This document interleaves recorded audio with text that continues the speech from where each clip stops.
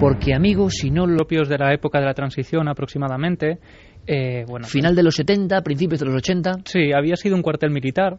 Entonces allí se construyen finalmente unos bloques de pisos para que varias familias puedan empezar a vivir allí, y ya desde ese primer momento empiezan los fenómenos casi desde cero, digamos. Y desde el instante en que se mudan. Eso es, y van adoptando, y vamos a ir viéndolo, un increscendo de alguna forma, porque lo que parecían cosas que podrían ocurrirnos a ti o a mí en nuestra propia casa y que podríamos acuñar al típico sonido de los edificios, va transformándose en algo mucho más tenebroso. Tipo de casas, vamos a ver, tú has estado allí, has estado en muchas casas, has estado con diferentes vecinas. Es curioso porque es una historia contada por voz de mujeres. Casi todas las protagonistas, porque son las personas que están en la casa, son mujeres de diferentes pisos, de diferentes estancias, pero siempre de una zona recoleta, una zona concentrada. Podemos dar incluso, ¿por qué no?, el lugar más próximo, esta plaza, podemos decirlo, porque necesitamos esa ayuda si alguien sabe algo más. Sí, son todos los edificios de la plaza del periodista Antonio Andújar de Albacete. Y bueno, hay que decir además, hemos hecho un trabajo de investigación hablando con varias personas, y es muy curioso que casi nadie quiere hablar, y sin embargo todos aseguran haber vivido algo fuera de lo común. Y yo quiero que viváis esta noche con nosotros, amigos de Milenio 3, con intensidad esta investigación, paso a paso. Y no vamos a ir desvelando cosas, sino vamos a ir descubriéndoles si os apetece. Ahora, si alguien sabe algo, o ha vivido algo, o vive y es valiente, y es capaz de romper la barrera del ordinario y su dictadura, y decir, yo también he visto esto, o creo en estas personas porque me ha ocurrido esto, es el momento. Con Noel Calero, Carlos Largo, Fermín Agustí, el lugarteniente don Santiago Camacho. Buenas noches, amigo. Buenas noches, Iker. Porque nos encontramos, Santi, en el fondo en eso, ¿no? No es solo casuística, y además este caso vas a ver que es completísimo, la eterna rasgadura de lo ordinario, y que le puede pasar a cualquiera, pues por ejemplo, con un simple cambio de casa, ¿no? Sí, no tienen que ser ni castillos siniestros, ni cementerios remotos, ni lugares especialmente espantosos. A veces esa particular cualidad, quién sabe si del horror, que es que se vea alterada para siempre. Tu visión de la realidad puede darse en tu propia casa, en la seguridad de tu hogar. Fíjate que Powell y Berger, en su famosa obra El retorno de los brujos, tenían un concepto que a mí se me quedó grabado cuando hace muchísimos años la leí, que decían, el horror no tiene que ser como nos lo pintan en la literatura o en el cine. Imagínese que sale por la mañana y están las margaritas de su jardín cantando ópera. Eso es el horror. El ver para siempre todo lo que pensaba de la realidad te has tocado, el que ya nada sea seguro, el que ya nada vuelva a ser lo que fue. Vamos en busca de ese misterio. Antes conectamos con Carmen. Buenas noches. Buenas madrugadas. Bueno, te escuchamos muy bien, te escuchamos perfectamente. Parece que estás con nosotros, ¿eh? Es que estoy con vosotros, sigo estando, aunque no me tengáis justo ahí al ladito. Pero ¿cómo me iba a perder yo estos programas? Claro que sí. Además, bueno, se te echa de menos, eso es evidente. Está como un poco huérfano este lateral. Pero vamos a hacer una cosa importante, que es incluso no solo pedir ayuda, como hemos hecho, abrir vías de contacto. Y hemos lanzado una pregunta importante antes de empezar con los testimonios, porque queremos conocer más a nuestra audiencia. Es un paso importante y que durará varias semanas. Son preguntas para vosotros muy directas. Queremos conocer a la audiencia de Milenio 3. Puede ser un proceso que nos sorprenda y muy interesante, ¿no? Pues sí, porque además con las nuevas tecnologías se hace más fácil escucharnos a cualquier hora y en cualquier parte del mundo, con lo cual hemos lanzado una pregunta en el debate de la semana y queremos saber más de nuestra audiencia. ¿Cómo escuchas Milenio 3? Ya ha votado mucha gente, Iker, y nos dicen que en directo el 51% nos escucha y por internet el 49%, como Madre vemos, mía. mitad y mitad de la audiencia. Madre mía, pues queremos conoceros y luego incluso iremos por lugares. Claro que sí, queremos conocer a nuestros oyentes.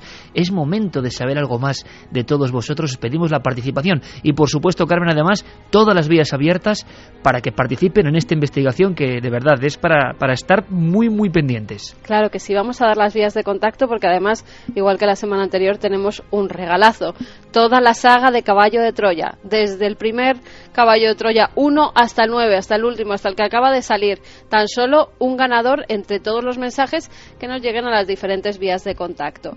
Milenio3 con número @cadenaser.com, www.cadenaser.com, donde nos pueden dejar los mensajes y los iremos subiendo segundo a segundo, y también La Nave del Misterio, tanto en Facebook como en Twitter como en Google+.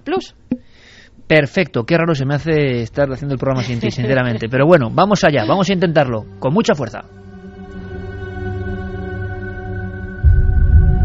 1:45, momento perfecto para empezar la investigación. Todas las vías de contacto y, por favor, queremos conoceros. Luego, más adelante, hablaremos de los datos, por ejemplo, del último EGM.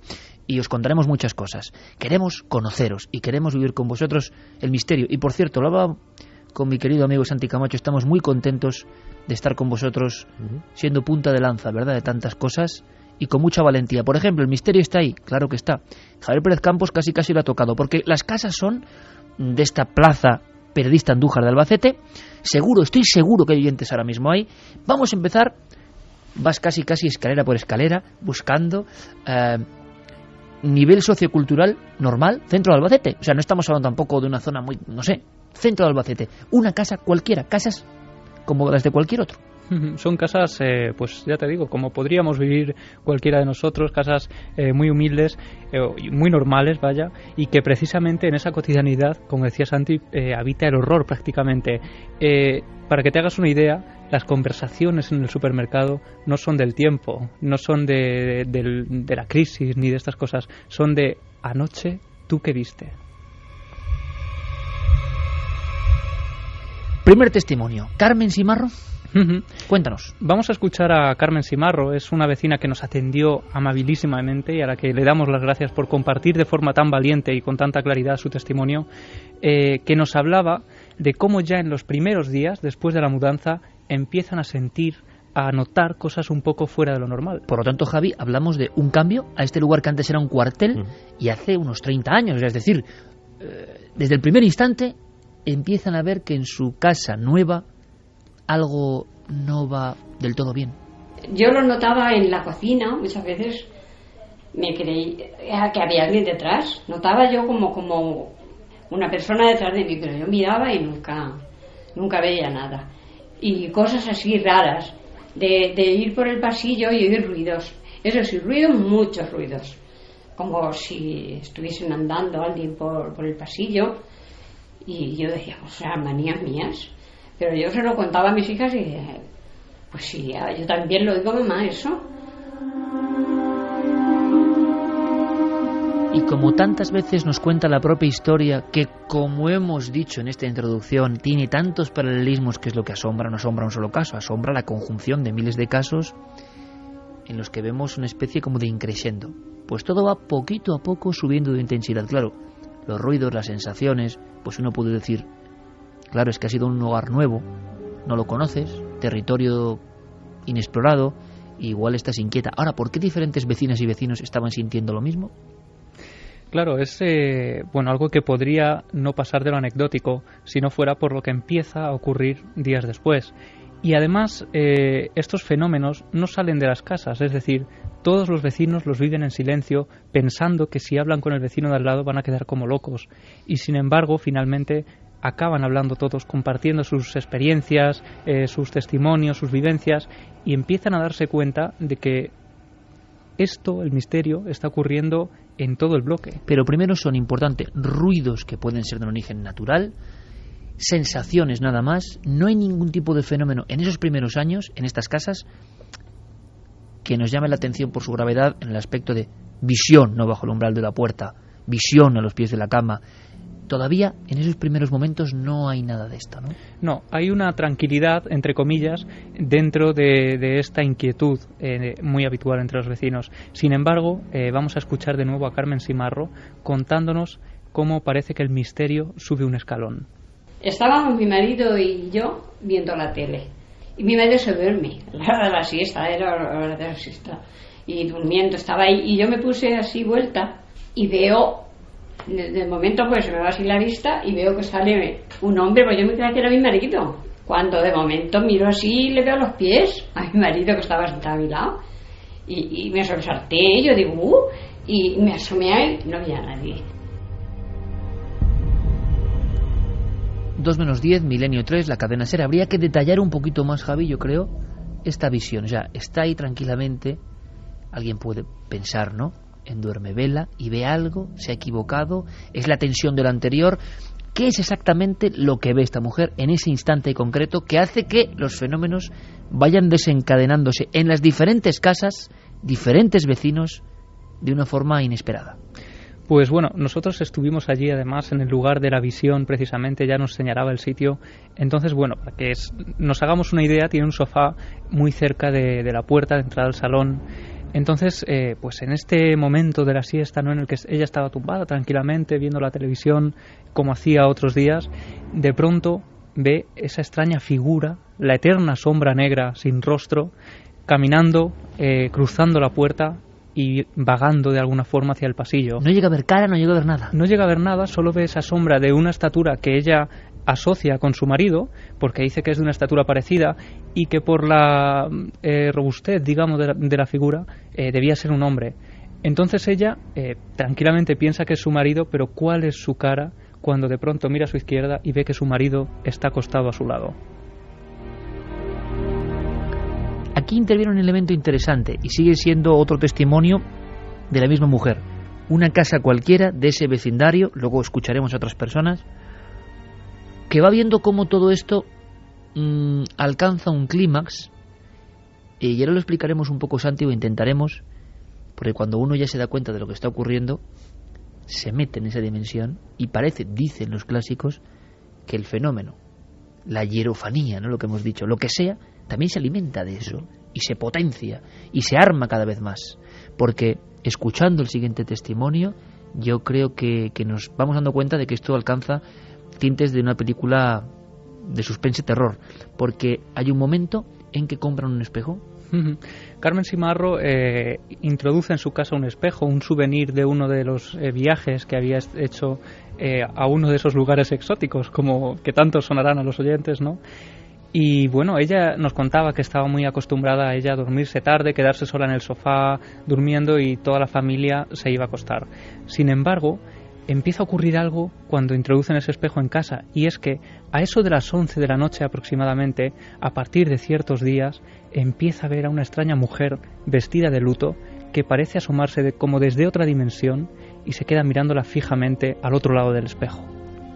Yo desde luego la veía cuando me quedaba sola, como yo no quitaba el ojo de ahí porque ya me daba miedo, me iba a acostar y me quedaba yo y nada, me tenía que acostar porque es que me daba miedo, miraba y decía, ya está ahí.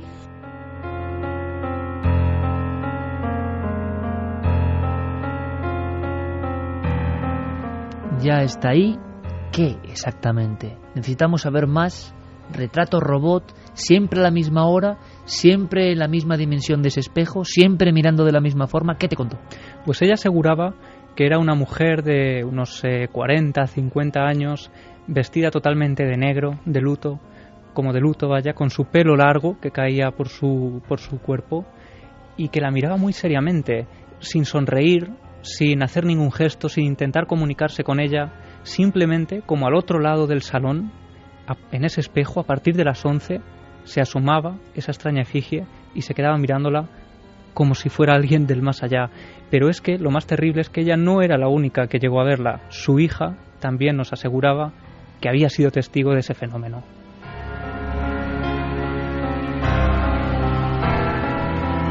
Y yo creo que ahora Santiago Camacho y yo nos mirábamos fijamente en un instante y poníamos un gesto como de decir, estos son ya palabras mayores, ¿no? Diferentes testigos, diferentes generaciones en la misma casa observan la mujer enlutada. No es la primera vez que lo hemos escuchado. Aquí ha habido testimonios de personas que han visto eso. Y los espejos, aunque es otro tema, pero aunque sea para salpimentar todo esto con un porqué, con un saber más, los espejos siempre, Santi, han sido de alguna forma para muchas culturas, desde lo más remoto. Hoy estamos hilando con lo remoto el propio misterio del hombre. Puertas, comunicaciones. Sí, yo creo que es por esa capacidad que tienen de reproducir ante nosotros un mundo que es el nuestro y no es el nuestro, que cuando vamos a tocarlo con la mano vemos que detrás hay una pared sólida, pero que sin embargo hay algo que vemos, siempre se les ha dotado de cualidades mágicas.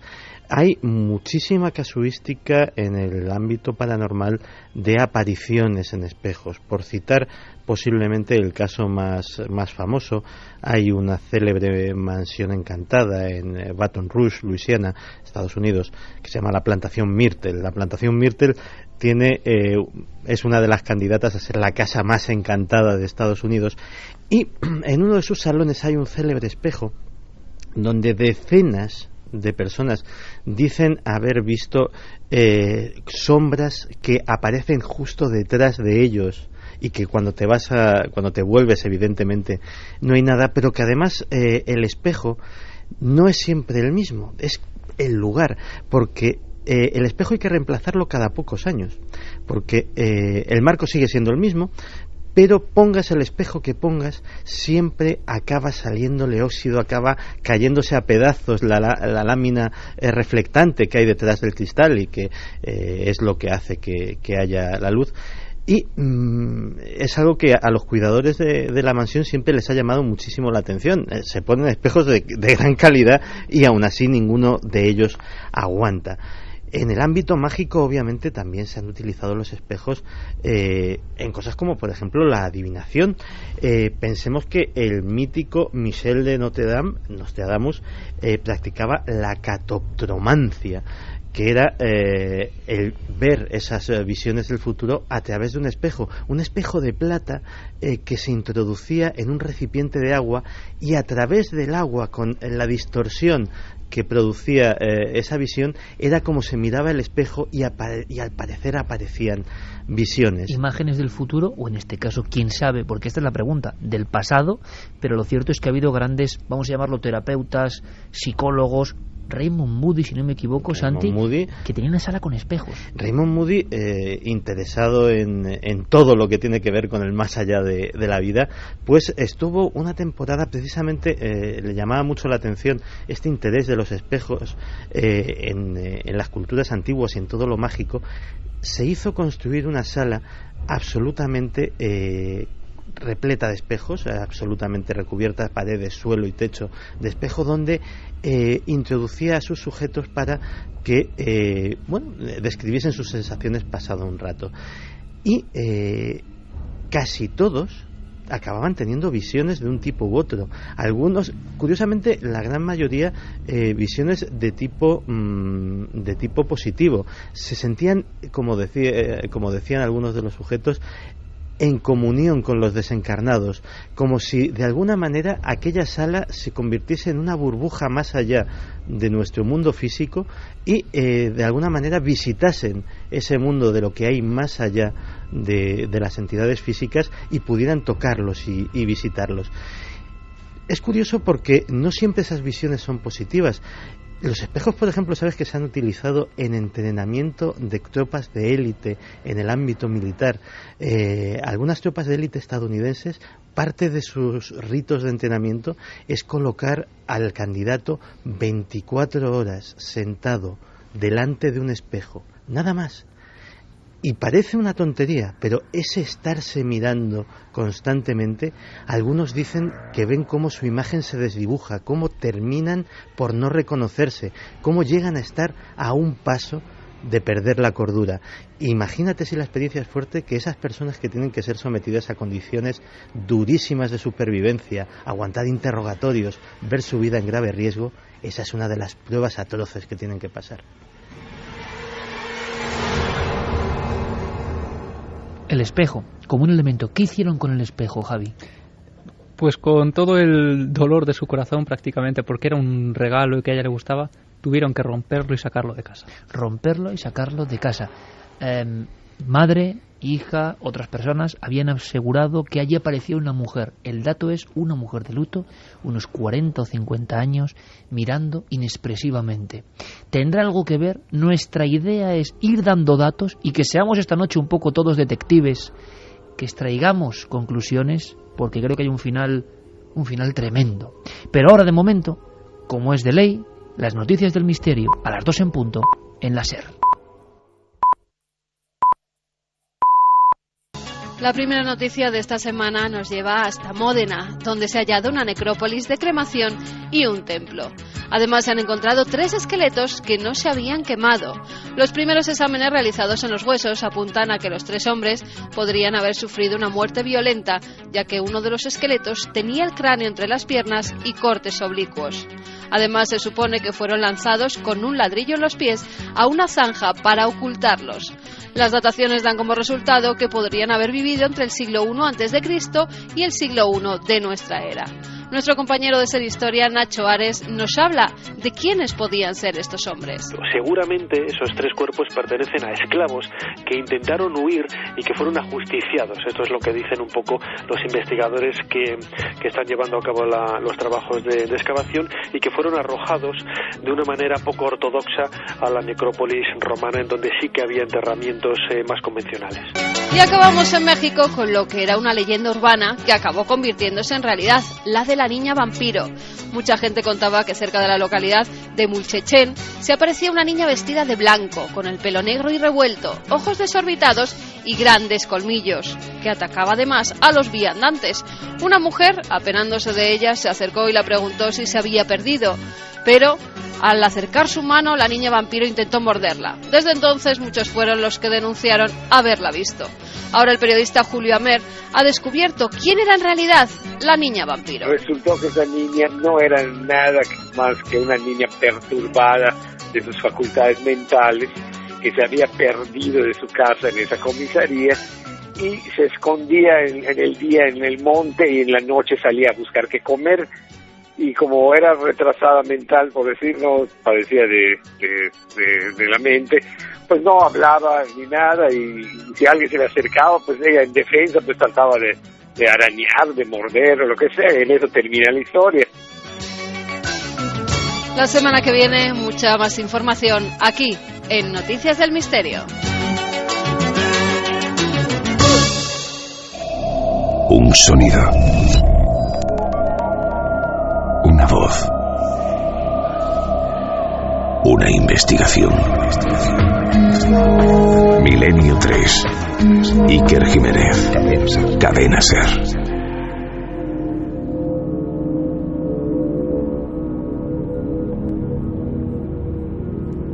Las noticias del misterio terminaban con una leyenda basada evidentemente en hechos reales, con una de las cosas más incomprensibles, incoherentes en su propia naturaleza, pero que efectivamente son un auténtico icono del miedo, que es niño fantasma, niño extraño.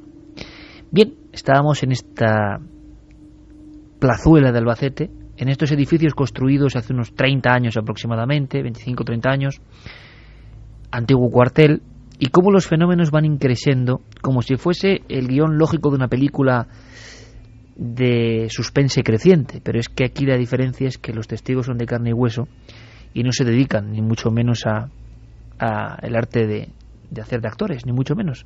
Son personas con vidas normales que en cierto momento empiezan a preocuparse, y creo que es natural. Otra vecina, Carmen García, otra persona, habla sin tapujos, y esto yo creo que es como para escucharlo con muchísima atención, de este factor. Javi, haznos tú un poco de antesala.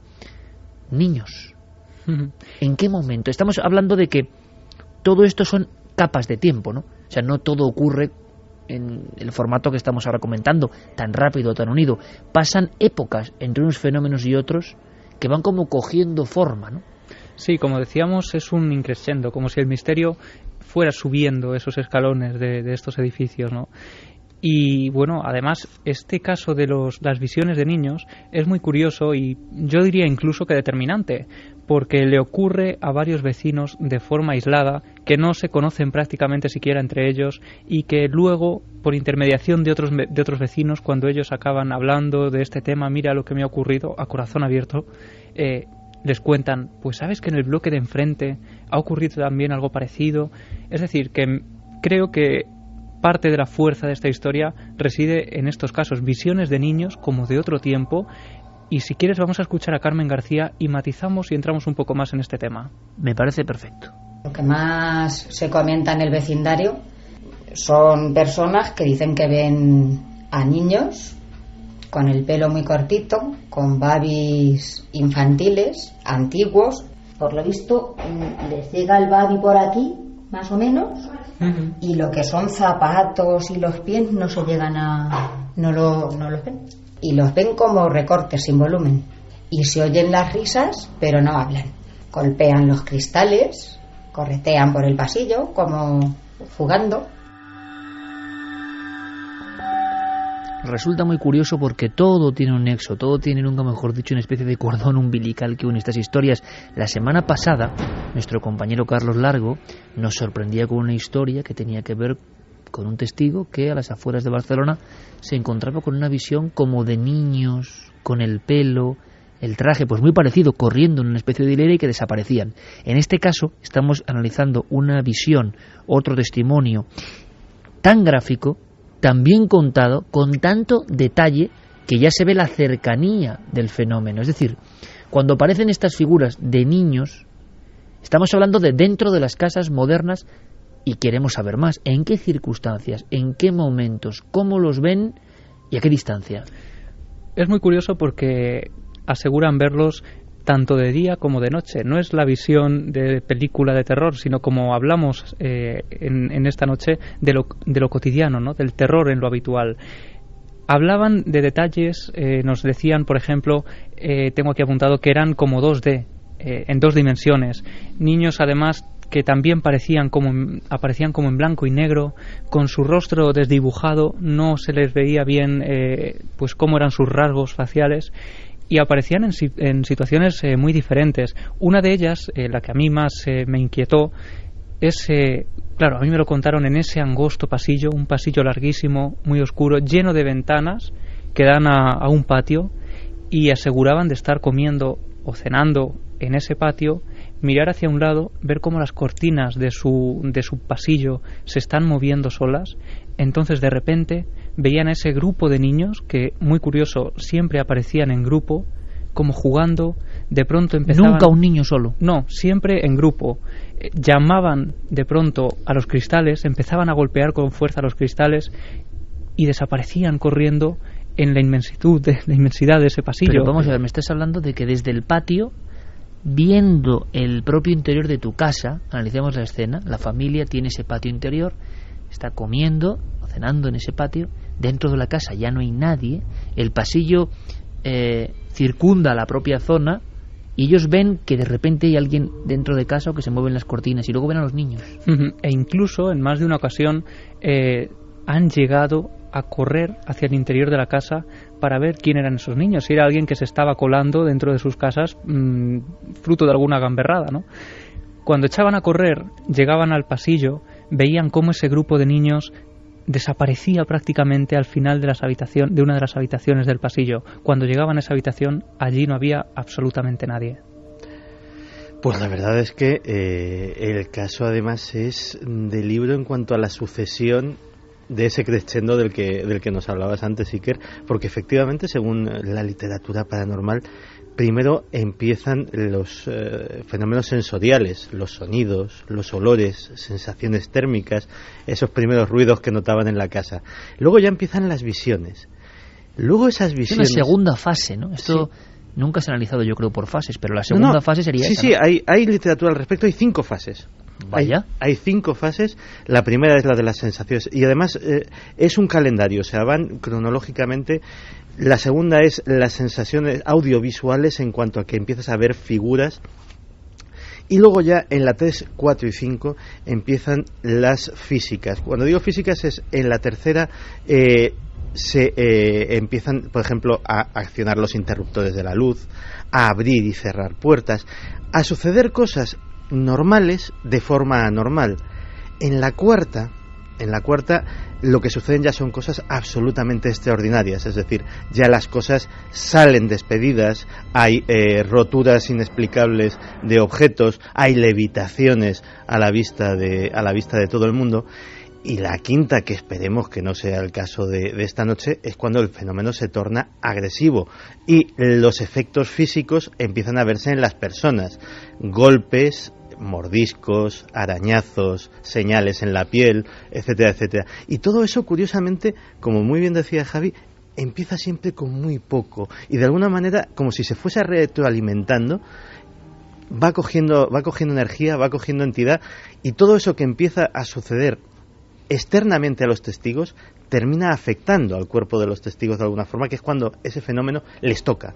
Santi, esto me parece tan interesante y yo no lo conocía.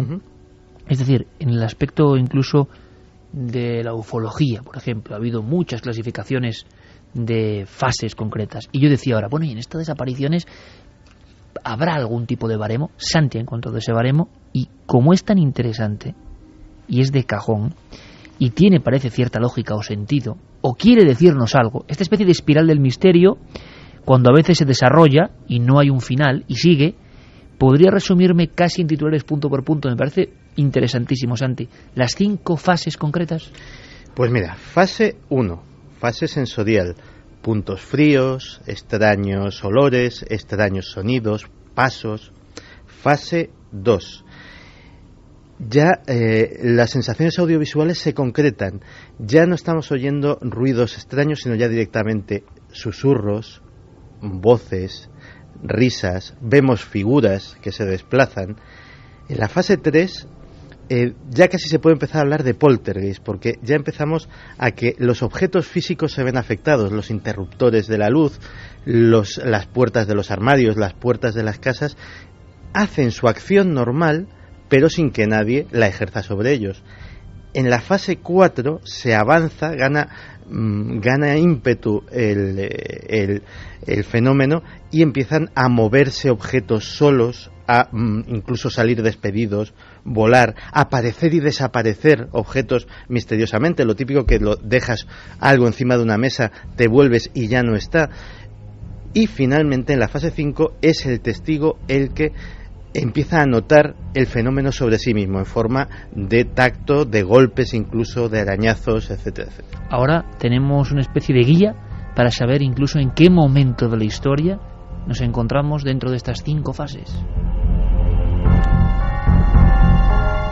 Son las 2:15. Conectamos con Carmen para saber si esa llamada de atención que hemos lanzado en torno a este lugar concreto de la capital de Albacete ha tenido un eco, tiene una respuesta. Hay personas que dicen que pasan cosas, personas que pueden opinar completamente a la contra. En el fondo, si este tema está ahí, presente. ¿Está presente, Carmen, el tema o no?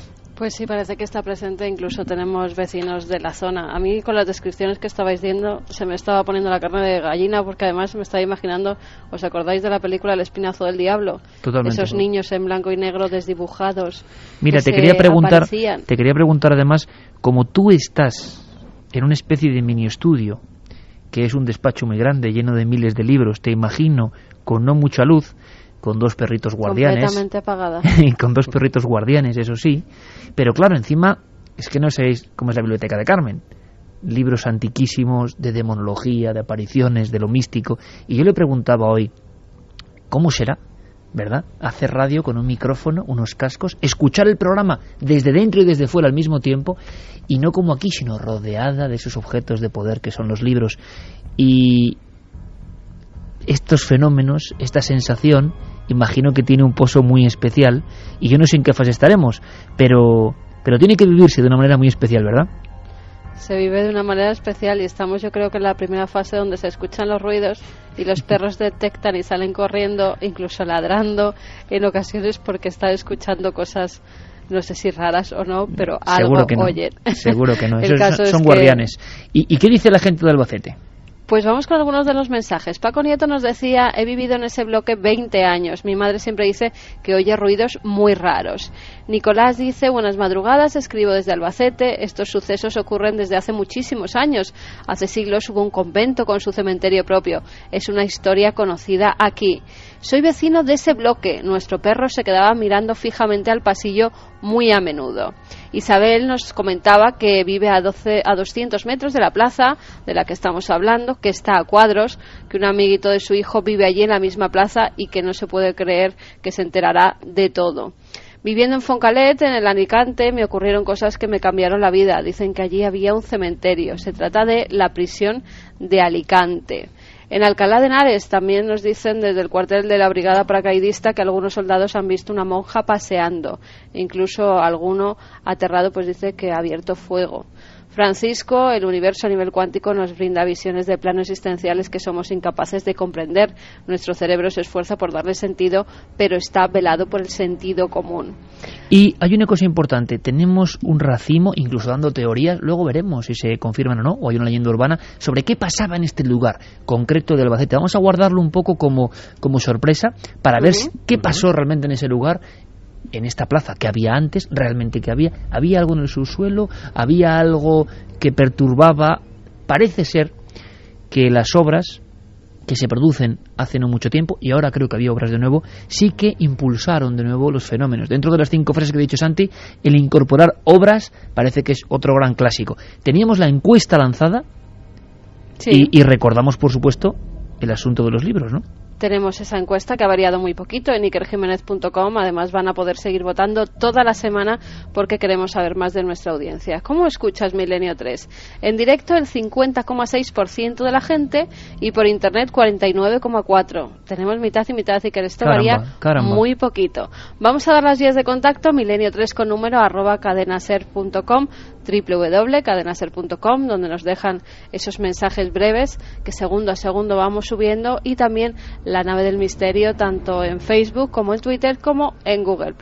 El regalo, pues toda la saga de Caballo de Troya, un único regalo, pero son 9 libros, entre todos los mensajes que nos lleguen a esas vías diferentes de contacto. Menudo regalo de Navidad, la serie completa de Caballo de Troya gracias a Planeta. Vamos a hacer una cosa, vamos a continuar, porque sobre los niños, sobre este fenómeno concreto, que entraría en una visión clarísima de esa fase entre la segunda y la tercera, donde eso empieza a interactuar y empieza a presentarse, hay más. Es que en otras casas, Javi, tú has encontrado los testimonios, otras mujeres, otras personas, otras familias han visto no un niño. Esto es curioso, Santi. Han visto el grupo de niños. La explicación psiquiátrico-psíquica. Hay un contagio, hay un primer caso que contamina a los demás. Es raro, ¿eh? No conozco muchos casos de vecinos diferentes que hablen de grupos de niños. En algunos casos incluso entrar por diferentes motivos en una casa, encontrarse al grupo de niños en el pasillo y salir corriendo. Los viandantes, digamos, las personas de carne y hueso, salir corriendo ellos y dejar prácticamente ahí la puerta por la impresión, ¿no? Y lo curioso que descarta esa teoría del contagio es que este otro caso de visión de niños que vamos a escuchar tuvo lugar en el bloque de enfrente, es decir, no en el bloque del que estamos hablando principalmente. Tuvo lugar además en otro periodo de la historia, digamos, y también tuvo lugar con unas familias que no se conocían entre sí y que su testimonio se llegó pues por intermediación de otros vecinos. Parece ser que eran personas que entraban en la casa, un grupo de personas jóvenes, y se encontraban con algo absolutamente inesperado. Pues sí, que hicieron que se fueron los padres fuera y los hijos, pues jóvenes, se llevaron a los amigos. Y los niños, los mismos que dicen que salen aquí, que salieron en el pasillo. Y salió uno y los vio, o 2 o 3, y empezaron ahí hay unos. Y ya el hijo, que se ve que lo habían visto otras veces, empezó, vámonos. Y se bajaron. Esos sí vendieron el piso enseguida. 2:21, vendieron el piso a raíz, o por lo menos se une el hecho de abandonar la casa con las apariciones. Sí, ningún vecino se atreve finalmente a afirmar que sea por esta causa, pero sí que nos dicen que es en un periodo muy cercano a este tipo de avistamientos. Y no son los únicos de quienes hay constancia de que dejan el piso. Estos sí reconocen finalmente que es a causa de estos fenómenos. Hay unos que pues confirman, ¿no? Que viven bastante angustiados, que ese tipo de experiencias les está incomodando, haciéndoles la vida casi imposible, y llegan a dejar el piso. Y es que el tipo de visiones empieza también a aumentar, a ser aún más rocambolesco, digamos, porque porque el grupo de niños está como en el imaginario colectivo, ¿no? Pero ¿y qué ocurre cuando la gente de pronto empieza a hablar de la visión de monjes que caminan también por los pasillos de sus hogares. Estas son las voces de los testigos que hablan de la transformación de ese fenómeno en diferentes pisos modernos. La casa tipo, ¿podríamos definirla, Javi? ¿A qué nivel de...? Estamos hablando de casas de cuántos metros cuadrados, o estructura en un pasillo, 3, 4 habitaciones... Bueno, son casas bastante amplias, unos pasillos muy largos, a lo mejor 4 o 5 habitaciones. ¿Patios interiores? Sí, patios interiores, salones también bastante amplios, es decir, son casas, que no son desde luego pisos tampoco de estos últimos años, pero son bastante modernos para provocar inquietud, ¿no? Como algo cotidiano. Bueno, entonces, en ese ambiente, en esa perspectiva, las variaciones dentro del fenómeno, variaciones que nos explica otra vecina de una forma, yo creo que perfecta. Están pasando cosas que no entienden. Los niños desaparecen y aparece esto otro. Deja de verse el fenómeno de los niños y es sustituido por esto. Bueno, ahora nos lo explicas, Javi. Pero si hay vecinos que dicen que ven como la sombra de un hombre gigantesco, de 2,5 metros incluso más, pero sin distinguir ojos, ni bocas, ni nada, lo que es la silueta. Hay unos vecinos que dicen que ven un fraile, pero no le ven el rostro, y que se pasea por el salón y por el pasillo. Y a esta persona se le echaba como encima en la cama, y la presionaba contra el colchón.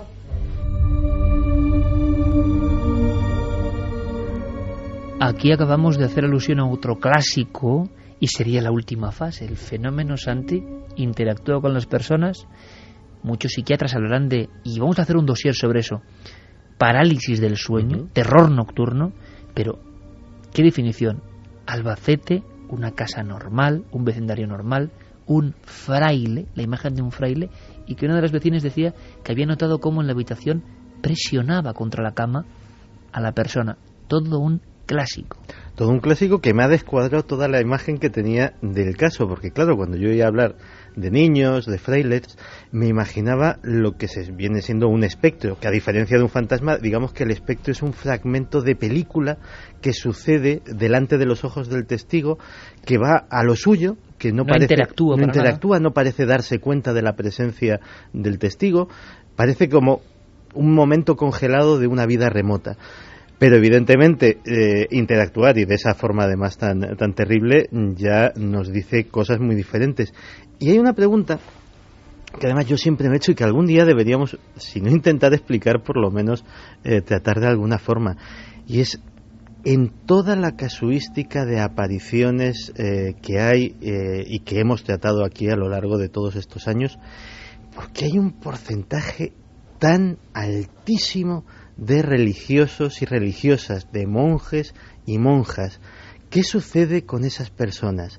Que a lo mejor ¿tuvieron en vida algo especial? Claro, a lo mejor la forma de vivir, de llevar a cabo una espiritualidad muy especial, de sentir la existencia de una forma... Qué interesante, Santi, porque es verdad que la casuística es amplísima, mucho más que figuras normales. Sí, o sea, las figuras de religiosos y religiosas son un auténtico clásico. Por poner un ejemplo, hospitales encantados hemos tenido a decenas y hemos tratado en estos años, como para hacer un monográfico largo. ¿Por qué la inmensa mayoría de los fantasmas que se ven allí son de monjas? No son de médicos, no son de enfermeras, no son de celadores, ni siquiera de pacientes. Son de monjas. Es qué buena pregunta. Uno de esos detalles que siempre me ha llamado vivamente la atención. Qué buena pregunta. Personas que viviendo de alguna forma cerca de lo espiritual quedan ahí, no sé, es un enigma tremendo, pero mira, por ejemplo, Carmen, yo os lo digo, sé que exactamente en su lado derecho tiene ahora varias estanterías llenas de libros antiquísimos donde se habla de apariciones. Yo no sé si en alguna ocasión, yo no recuerdo, la aparición sí, por supuesto, de un fraile, de una figura con un traje talar, clásico absolutamente, pero que esa figura esté relacionada con miedo nocturno o con parálisis del sueño, que es esa sensación de que te ahogan en la cama, que te presionan contra la cama. Yo no sé si tú en tu casuística de libros que hablan de apariciones místicas o visiones de los místicos, que parece que se abren a un mundo donde luego todo esto es posible, pero no recuerdo figura de religioso que se aproxime a la alcoba y presione a la persona. ¿Crees que hay algo? No, yo creo que los místicos son más figuras demoníacas las que se aproximan a los lechos, a las camas, a las celdas de estas personas y las que las atacan en determinado momento, pero que yo recuerde ahora mismo figuras de frailes o de apariciones, que los mismos conventos se aparezcan a otros, pues no. Javi, se solapan los fenómenos, es decir, dejan de aparecer los niños y luego va esto que parece como mucho más oscuro, o se intercala todo esto y muchos vecinos van viendo diferentes fenómenos de esa misma película. Es que es bastante complicado porque, claro, no todos han hablado a la vez. Poco a poco algunos se han ido animando y probablemente a partir de esta noche muchos otros sigan animándose a contarnos cosas. Por eso es muy difícil ordenar cronológicamente todos estos fenómenos. Parece ser que han ocurrido simultáneamente y que en cada casa hay algunas en las que se mezclan los fenómenos, pero donde aparecen los niños suelen ser los niños los que aparecen. Y en la casa donde aparece, por ejemplo, esta figura de un monje que también además describen con una especie de hábito marrón, con su gran capucha puesta también sobre la cabeza, ellos aseguran que eso es lo que ven. Parece que no se entremezclan los fenómenos. Y luego un clásico que a mí me da bastante respeto, porque lo he perseguido tantas veces a este clásico, en diferentes lugares, incluso al aire libre, ¿no? En aparición delante de unas personas en una carretera secundaria. La figura muy alta, extraordinariamente alta, o sea, amorfa o deforme en su constitución, 2,5 metros decían, que a veces va como un poco encorvada, o una silueta, pues como de alguna forma creó el cine alemán del expresionismo, de Nosferatu ascendiendo con su sombra, ¿no?, por esa escalera. Aparece también aquí, que es como una cosa que dices, ¿qué pinta esto en mitad de esta fenomenología, ¿no? Hablan de una figura, lo decía esta mujer en concreto, Carmen García, de una forma sin tapujos, una figura de unos 2,5 metros. Eso es lo que además aseguraban muchos vecinos haber visto. Y a ella le iban contando todos estos testimonios, ella los iba recogiendo. Se convirtió un poco en reportera en el aspecto, ¿no?, de que iban legándole testimonios. Claro, y ella no esperaba ni mucho menos vivir algo así. Ella, había escuchado los sonidos, había tenido esas experiencias de cambios de objetos de lugar y cosas así. Pero fíjate, hace varias noches, Carmen me contaba, estando justo en el lugar donde ocurrieron los hechos, en su dormitorio, me decía que hacía varias semanas ella se había ido a acostar como otra noche cualquiera, y cuando estaba ya a punto de dormir, vio pasar por la puerta de su habitación, que daba ese eterno pasillo, a una extraña figura, la figura de la que todos los vecinos le habían hablado, o muchos vecinos le habían hablado, una sombra negra que parecía moverse además casi como un robot.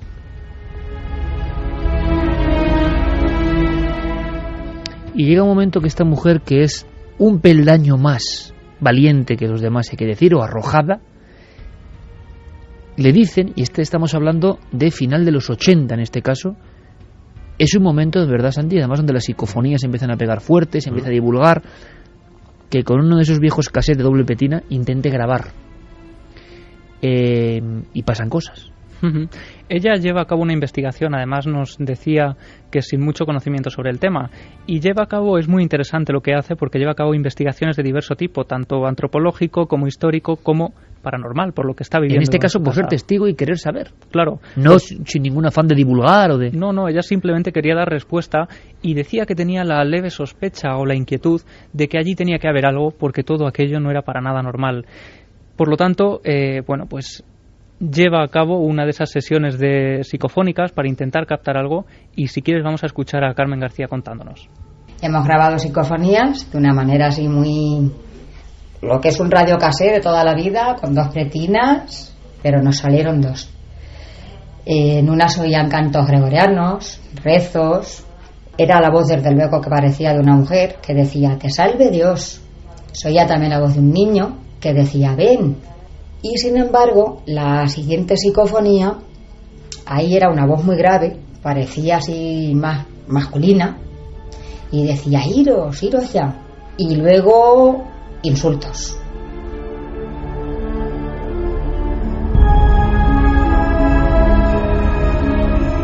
Por desgracia no tenemos muestra de ese fragmento de cassette en concreto. Han pasado muchos años y ellos confirman, una de las familias confirma que esto se grabó. Lo confirman además tanto esta persona, Carmen García, como su madre, como varios testigos que estaban allí, que habían escuchado las cintas. Finalmente, pues esas grabaciones desaparecieron, por desgracia, y no tenemos acceso a ellas. Tenemos que confiar en el testimonio tanto de ella como de varias otras personas con las que hemos hablado. Toda esta panoplia que diría Santiago Camacho está ahí. Y además a veces las psicofonías, sea lo que sean las psicofonías, que yo no sé lo que es, registran en ocasiones en un mismo lugar, por lo que parece, también esa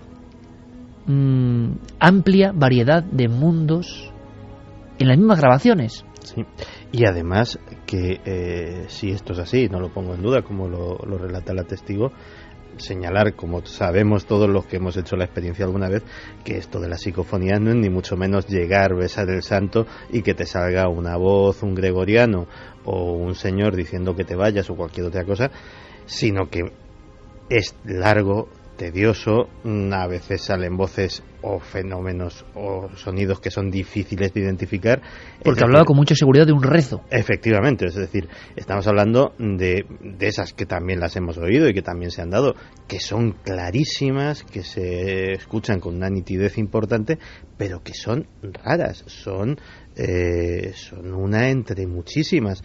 Y efectivamente, casi todas suelen dar en lugares como Belchite, como otros lugares que tienen ya de por sí una cierta tradición, una cierta fama, y que el consenso, al menos entre los que creemos en la fenomenología, es que de alguna forma es un escenario de algo extraordinario. Ahí está la pregunta, Santi.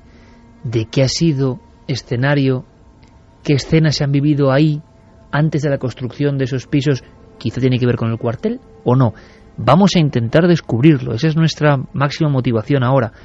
Pero atención a la página que se abre en este libro, de este dossier, de este expediente, porque esto es muy sorprendente.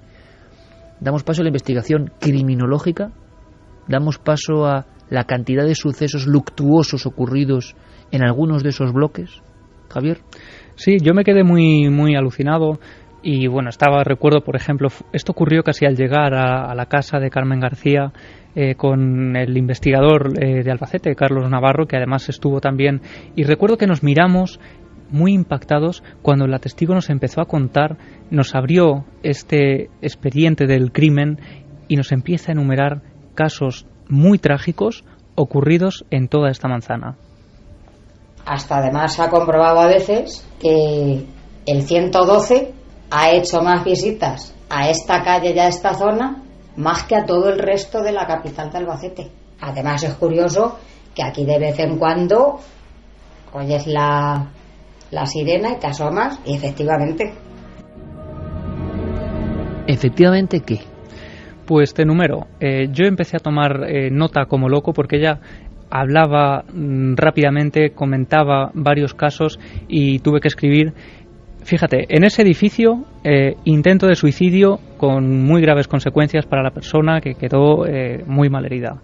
Un suicidio consumado, digamos, entre comillas, un accidente de un niño... ¿Por disparo, ahorcamiento, se sabe algo? Sí, se tiró por una ventana y cayó a esta plaza. Accidente de un niño de 4 años que estaba haciendo su cama y cayó por una ventana de un 4º piso y igualmente falleció. Pero no solo en este edificio. Ella me comentaba en el mercado de Villacerrada, de Albacete, un carnicero que aparece ahorcado dentro del propio comercio.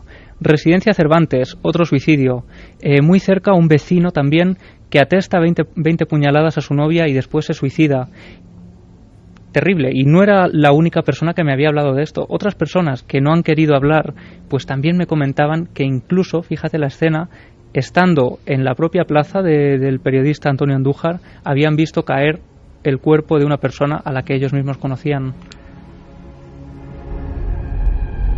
Luego, Javier, que es un amigo de las hemerotecas, siguiendo la estela, por supuesto, de Alardo Prats, revisita la de Albacete y va viendo algunas de estas pistas sueltas en la prensa, ¿no? Es decir, ¿tendrá que ver?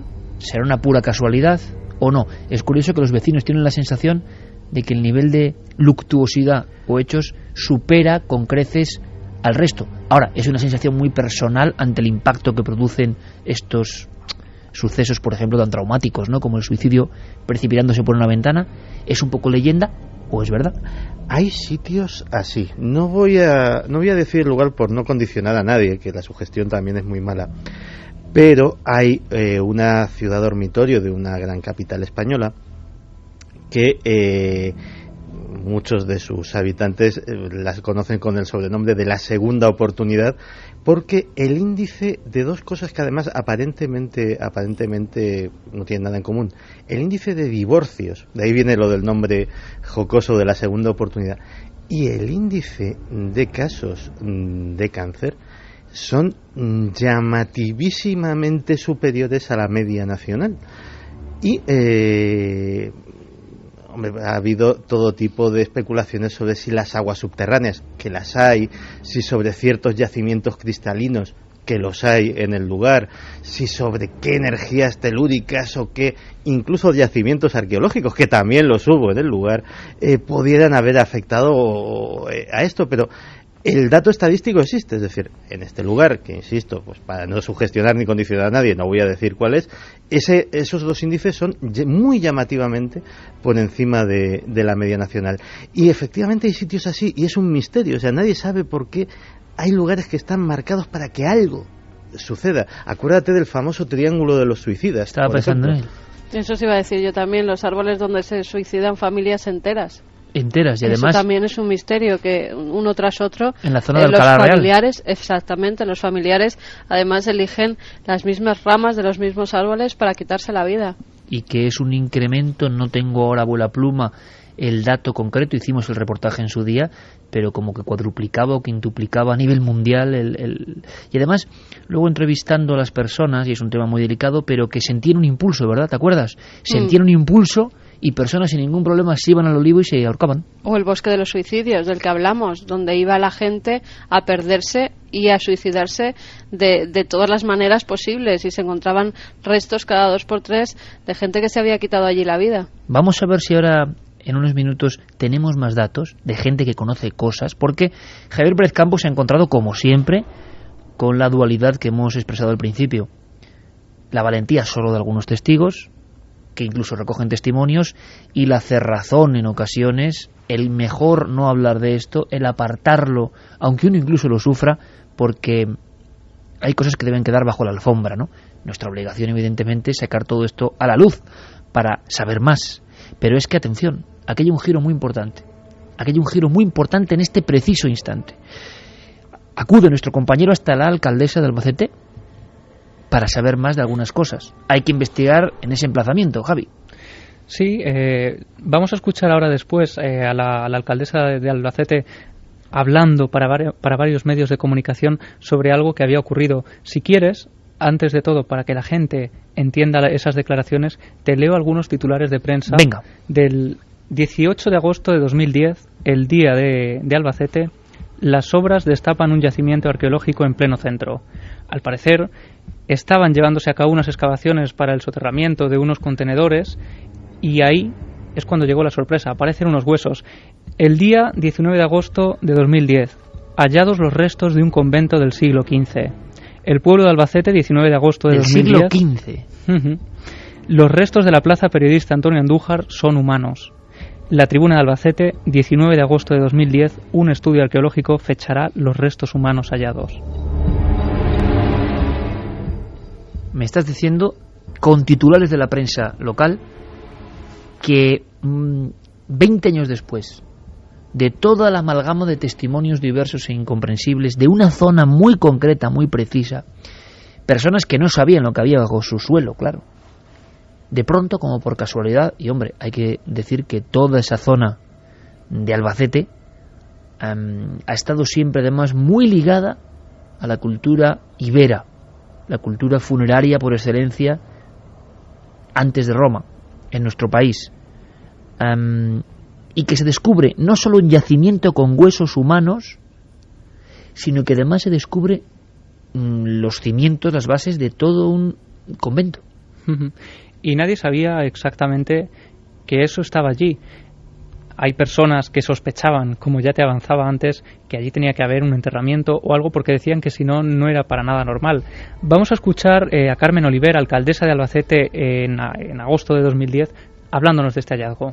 Quiero agradecerle también la colaboración ciudadana a un chico que además es arqueólogo y que por casualidad pasaba por ese entorno y nos llamó hace la tarde de ayer, de antes de ayer, diciéndonos que había observado estos restos. Evidentemente, inmediatamente paramos las obras y comuniqué a la delegación, a la Junta de Comunidades, que habían aparecido restos humanos y restos arqueológicos de una edificación en ese entorno también.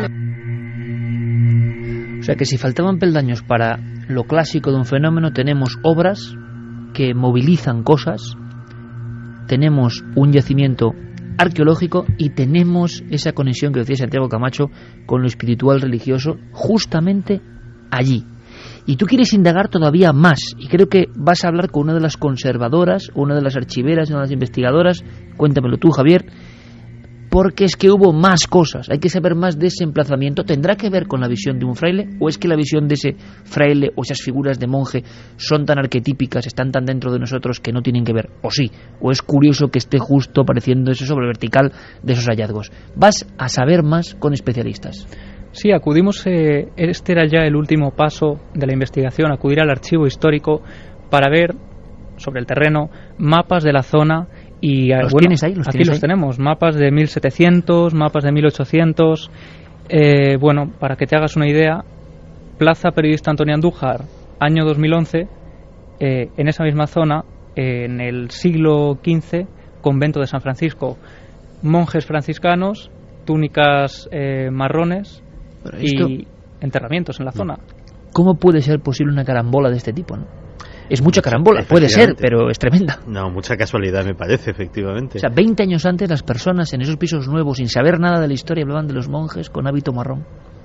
Hablaban, y además, fíjate, antes cuando decías que si podía haber sido un fenómeno de contagio psicológico de alguna forma, eso no es así. Cuando alguien en un vecindario, y alguno a lo mejor de nuestros oyentes tiene la amarga experiencia, dice, no, pues yo en mi casa pasan cosas raras. Es muy raro que alguien te diga en la mía también, sino que venga, tú estás loco. Efectivamente. No es un fenómeno normal el de que de repente se vaya sumando la gente a la moda de ver cosas en casa. Con lo cual, efectivamente, la carambola es muy, muy, muy llamativa. Si aún quedaban cabos sueltos, te digo más. Aquí podemos, de alguna forma, emplazar las visiones de frailes que tendrían un sentido en esta historia tan tremenda. Pero ¿y qué pasa con las visiones de los niños? Pues Albacete, 1700, justo frente al convento de San Francisco, tenemos otro convento de monjas franciscas. En la misma plaza. 1912, en ese mismo emplazamiento, aparece ese edificio, pero con una única palabra que parece dar aún más sentido a toda la historia: hospicio.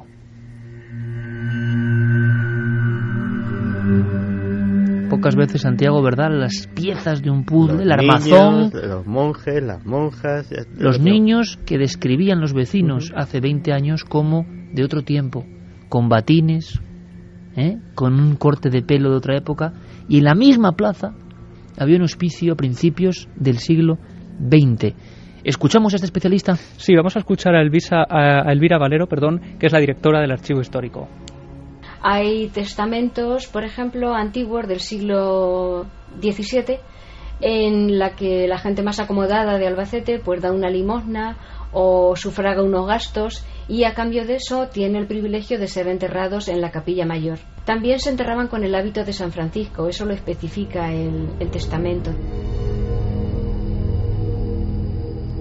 A veces la propia investigación de lo extraño acaba conduciéndole uno a mapas de lagos antiguos, y qué sensación, qué emoción cuando, y tienen los planos encima de la mesa, a mi derecha, en la oscuridad, al final de la mesa, mi compañero Javier Pérez Campos, cuando uno, como si fuese un calco o una superposición, coloca el plano actual de la ciudad de Albacete y coloca el antiguo debajo, y ve que, bueno, es como el inicio de una película, ¿no? Que se puede marcar una X.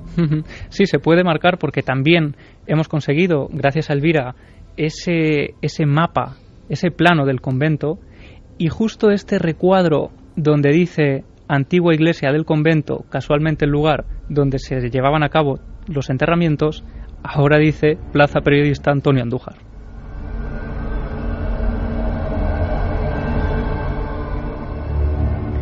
Pues yo, ¿qué quieres que te diga, amigo? Me quito el sombrero, y eso que has tenido, como tantas otras veces, la dificultad del no, esto no puede salir de aquí, y ahora cada uno que piense libremente lo que le dé la gana, que nosotros también pensaremos lo que nos da la gana. ¿Qué ocurre? Que la superposición, como en ese viejo libro de la historia, algo debe querer decirnos. Santi ha lanzado, dando un paso más, no solo comentando la casuística, sino lanzando una pregunta casi filosófica. ¿Por qué la cantidad de personas que tienen que ver con el ámbito religioso apareciéndose? ¿Qué poder hay ahí? ¿Qué columna hay ahí distinta? ¿Por qué la sociedad, el pensamiento, lo que se ha convocado ahí? Y cada uno que piense libremente permanece, porque podría ser muy injusto que personas de una vida espiritual de alguna forma estén más propensas a quedarse en algún sitio. Podríamos verlo así desde fuera, muy sencillamente y muy banalmente seguramente, pero algo ocurre, o al revés, la elevación de ese tipo de personas, de ese tipo de mística, de ese tipo de espiritualidad hace que se quede ahí. Bueno, casos paralelos tendríamos, como decía antes Santiago Camacho, para varios dossiers.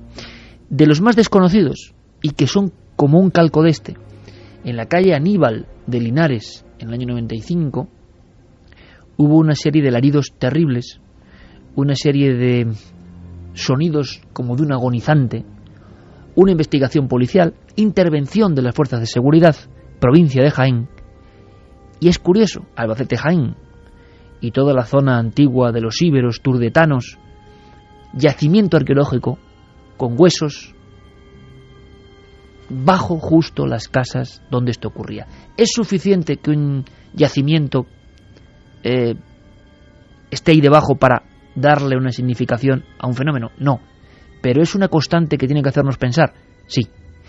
En Cádiz, 1980, una barriada bastante humilde de las afueras de Cádiz sufre fenómenos parecidos a estos, algunos muy visuales. Por ejemplo, decían la aparición de un niño al final de un pasillo en una casa bastante humilde junto al balcón, mirando, un niño que evidentemente no existe, un niño que se disuelve, pero un niño que ven varias personas en diferentes pisos. Y luego, como ha comentado Santi, la panoplia casi completa de las 5 fases. Había un testimonio de alguien en la ducha y a través de las cortinas de la ducha ver al niño dentro del baño, y no hay nadie. Resulta que hay unas obras para hacer un aparcamiento, y esas obras, las palas de las excavadoras se topan con algo que apareció y que tú has recuperado a doble página en los periódicos de Cádiz.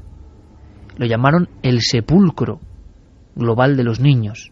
Se encuentra un cementerio fenicio con unas 80 tumbas de niños en diferentes posiciones, diferentes posturas, los huesos enteros, la posición a veces fetal, las lápidas en forma redondeada, un extraño lugar, no se sabe si de enterramiento o de sacrificio, justo debajo de ese moderno bloque un tanto de características muy humildes, de realojamiento casi, encima de ese lugar.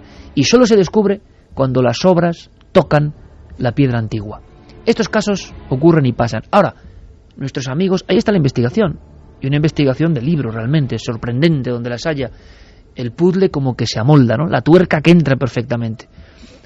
¿Nos contarán algo más los amigos de Milenio 3, Carmen? Pues sí, que nos cuentan muchos casos que han pasado en otras localidades. Luis No González, en la por zona ejemplo, no en esa zona, no tenemos en la más zona testimonios. tenían conocimiento de las obras que se habían realizado.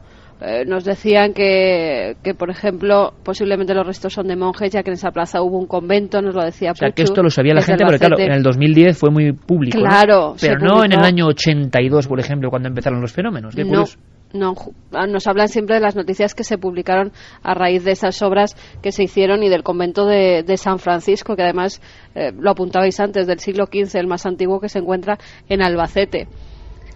Nos escriben de allí diciendo que Miguel Ángel, por ejemplo, dice una cosita: Albacete fue una de las provincias que más fusilamientos tuvo en la guerra civil.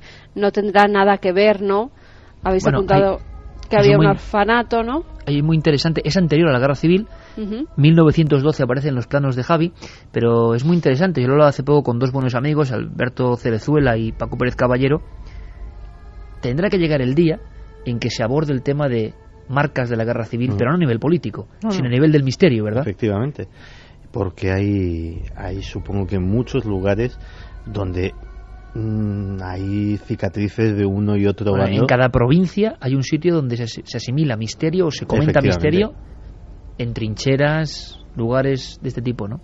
Sí, y de hecho, fíjate que estaba yo acordándome de una cosa que había mencionado alguna vez en este programa. No tiene que ver con la guerra civil, pero sí con esos lugares donde luego aparecen huesos. Fíjate que yo de mi infancia tengo dos recuerdos de dos sitios que me parecían especialmente oscuros y especialmente siniestros. Y mucho después me enteré de que debajo de esos lugares había enterramientos. Uno de ellos lo sigue teniendo todavía. Uno era el Galerías Preciados de Arapiles, de la calle Arapiles. Que encontraron 400 o 500 esqueletos allá abajo. A mí me llegaba a dar miedo de pequeño y me parecía, como en el siguiente sitio, donde todavía aún me lo parece, que la luz era como más tenue, como que había algo que se tragaba la claridad.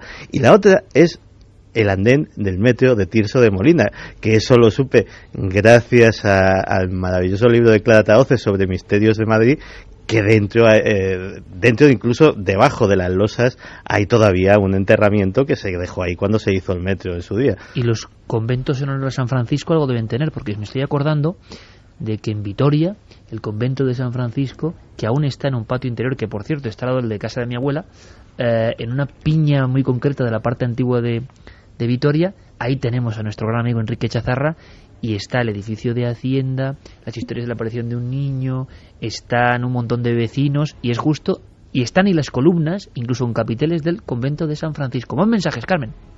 Pues mira, David Argudo dice: conozco el barrio y los pisos tienen patios interiores y largos pasillos. Me da repelús solo pensarlo.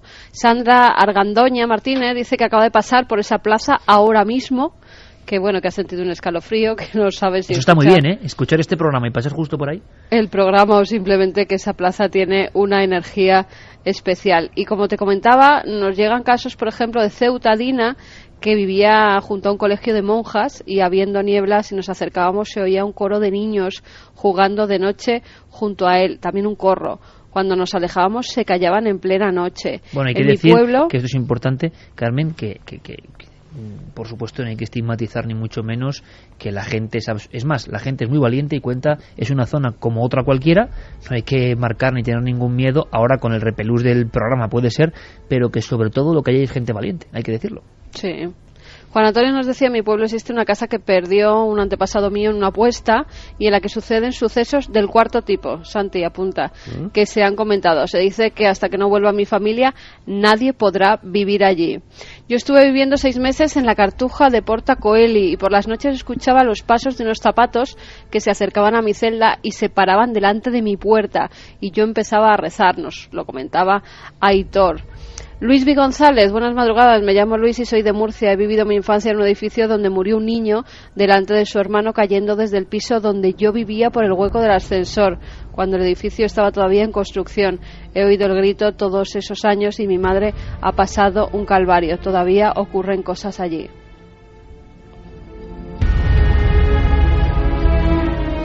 Y como siempre que abrimos esta posibilidad, Carmen, un montón de personas que en diferentes provincias de España en el fondo no hacen más que constatar que esto no es, como decía Santi, no es una invención, no es una excusa, no es una creación de pura sugestión, sino que el mismo dibujo de hechos, con su misma graduación y a veces con la misma causa o el mismo escenario, se producen.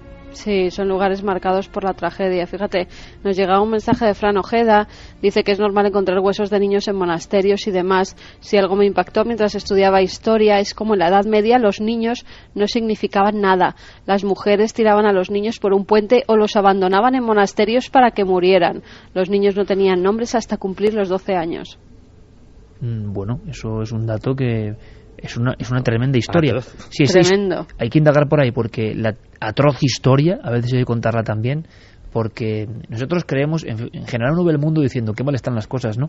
Pero a veces no podemos ni imaginar lo que eran otros mundos mucho más, incluso insensibles en cierto momento. Mira, ha habido gente, Juan Antonio Barea, que ha estado en una librería que al parecer hay en esa misma plaza, es una tienda especializada en cómics, nos decía, que está situada justo en el sitio donde hablamos, y que realmente pues que él se sentía mal, que al entrar en la tienda, cuando su novia estaba mirando cosas, que él se tenía que salir a la calle porque notaba que le faltaba el aire en el interior, y que un amigo que iba con él se salió porque le vio muy mala cara para preguntar qué pasaba. O sea, lugares donde la gente no está muy a gusto. Bueno, ¿y su gestión o algo más? Pues ahí dejamos la duda, pero desde luego el caso es como un perfecto encaje de bolillos. Gran investigación, compañero, habrá que seguir indagando. Si alguien es valiente, tiene toda la semana con las diferentes vías de contacto para escribirnos, porque Javier Pérez Campos, sabueso tras el misterio, continúa su investigación, y conforme más testimonios, más cosas, más elementos,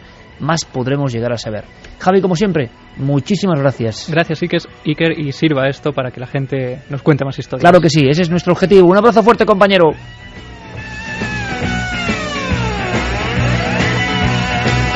A la vuelta nos hablará Javier Sierra, que está recorriendo prácticamente España, el mundo de la cebachina, crónica desde México, porque ha pasado algo muy sorprendente, muy raro en México. No solo lo de esa niña que contaba Carmen, sino algo de verdad marcado a fuego de alguna forma. Tendremos, por supuesto, y además de una forma muy especial, otro testimonio. La noche es verdad que va un poco tétrica. Otro testimonio raro que nos traen Fermín Agustí y Carlos Largo, o un par de testimonios. Tiene que ver con bases aéreas, pero me ¿puedes decir algún titular? Mira, hay 3 titulares. La sección de conspiración de Santi Camacho hoy es triple, porque han pasado muchas cosas. ¿Me das el titular de solo una de ellas, por ejemplo? ¿Qué tal que Franklin Delano Roosevelt pudo saber con anticipación que el ataque a Pearl Harbor iba a suceder y no hizo nada? ¿Ha surgido esa noticia ahora? Ha surgido un documento que podría demostrar eso. Pues todo eso, esas noticias extrañas, después de las noticias lógicas de nuestros compañeros de los informativos de la cadena SER.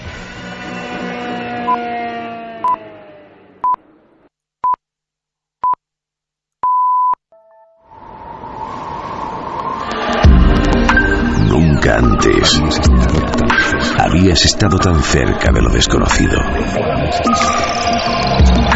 Milenio 3, cadena SER.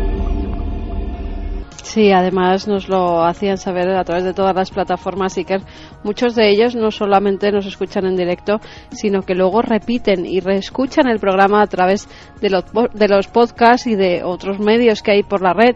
Así que fíjate, no solo nos escuchan, sino que repiten oyendo esos programas, además de, claro, de todos los que llevamos durante 10 años, que la gente dice que es que tiene los iPod, los iPad completamente llenos de todos los temas que tratamos. Pero claro que sí, nosotros intentaremos siempre dar lo mejor. Es lo que hemos hecho durante todos estos años, y cada uno de esos oyentes que nos escucha a través de cualquier medio, simplemente darle las gracias, Iker, porque sabemos que tienen una calidad humana extraordinaria. Y vamos ahora con los resultados de esa encuesta del debate de la semana en Milenio 3.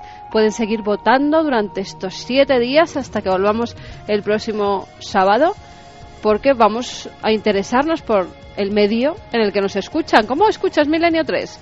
Pues en directo ha bajado un poquito, 49,4%, y por internet 50,6%. Pero vamos, que es que está, yo creo que es de las encuestas más equilibradas que hemos tenido nunca. Sí, pero qué curioso, Carmen, que estemos hablando de esto y que de pronto, justo cuando estamos, yo sabes que las señales creo mucho en ellas, justo cuando estamos hablando de esto, internet se ponga por encima de la recepción en directo del programa. El mundo está cambiando. Quien no quiera verlo es su problema, y nosotros no nos vamos a quedar atrás. Eso desde luego, con un sinfín de cosas que nos emocionan, que están ahí, porque hay una cosa que es verdad: sería absurdo ser los mismos del 2002, ¿no?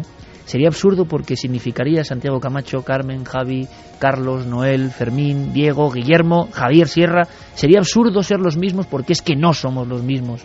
porque hemos aprendido o desaprendido, pero nuestra experiencia vital, nuestra visión del misterio no puede ser la misma. No queremos estar siempre con las mismas cantinelas, queremos ampliar abanico, siempre lo hemos hecho desde el principio, ampliar. Yo recuerdo muchos temas que eran criticados porque no eran misterio clásico, pero oiga, ¿esto es un programa de misterios o qué? Oiga, si usted le quiere pasar miedo solo, este no es su programa, eso está clarísimo, lo he dicho yo durante años.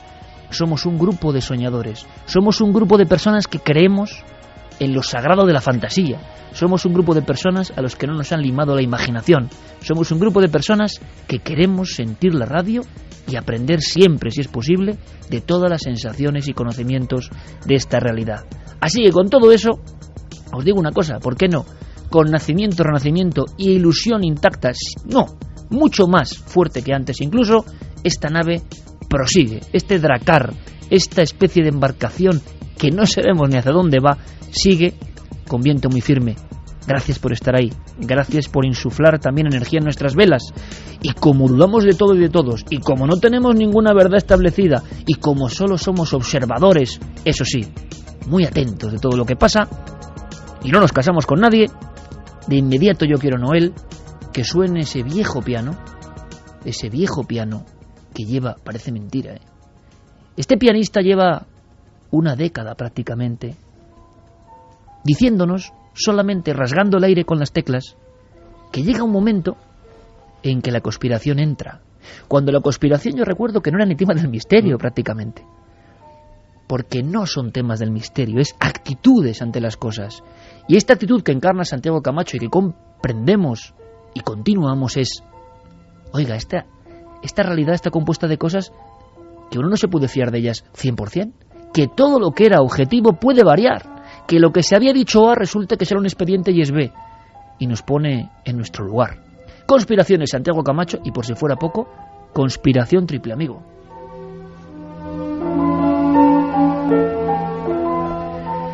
Pues sí, hoy vamos a ampliar el formato y en vez de una vamos a hablar de tres. Y es que la semana ha venido, esta vez casi es un formato noticiero, porque la semana ha venido tan cargada de noticias que tienen que ver con el mundo del oculto humano, no sobrenatural, con el mundo de la conspiración, con el mundo de las cosas secretas, que bueno, hemos tenido que seleccionar tres noticias, ¿qué noticias son?, que han sucedido a lo largo de esta semana. La primera de ellas tiene que ver con algo que ocurrió hace ni más ni menos que 70 años. Esta semana se cumplirán esos 70 años. El 7 de diciembre de 1941 fue uno de esos días, pues como el 11S, como tantos otros, que cambiaron para siempre el curso de la humanidad. Aquel 7 de diciembre de 1941 tenía un sonido que podíamos resumir así. Ayer, 7 de diciembre de 1941. Una fecha que recordaremos con infamia, los Estados Unidos de América fueron repentina y deliberadamente atacados por fuerzas navales y aéreas del Imperio de Japón. Es evidente que la planificación del ataque comenzó hace muchas semanas. Por eso, aunque nos cueste mucho tiempo el superar esta premeditada invasión, el pueblo americano, utilizando justificadamente su poderío, conseguirá al final la victoria absoluta.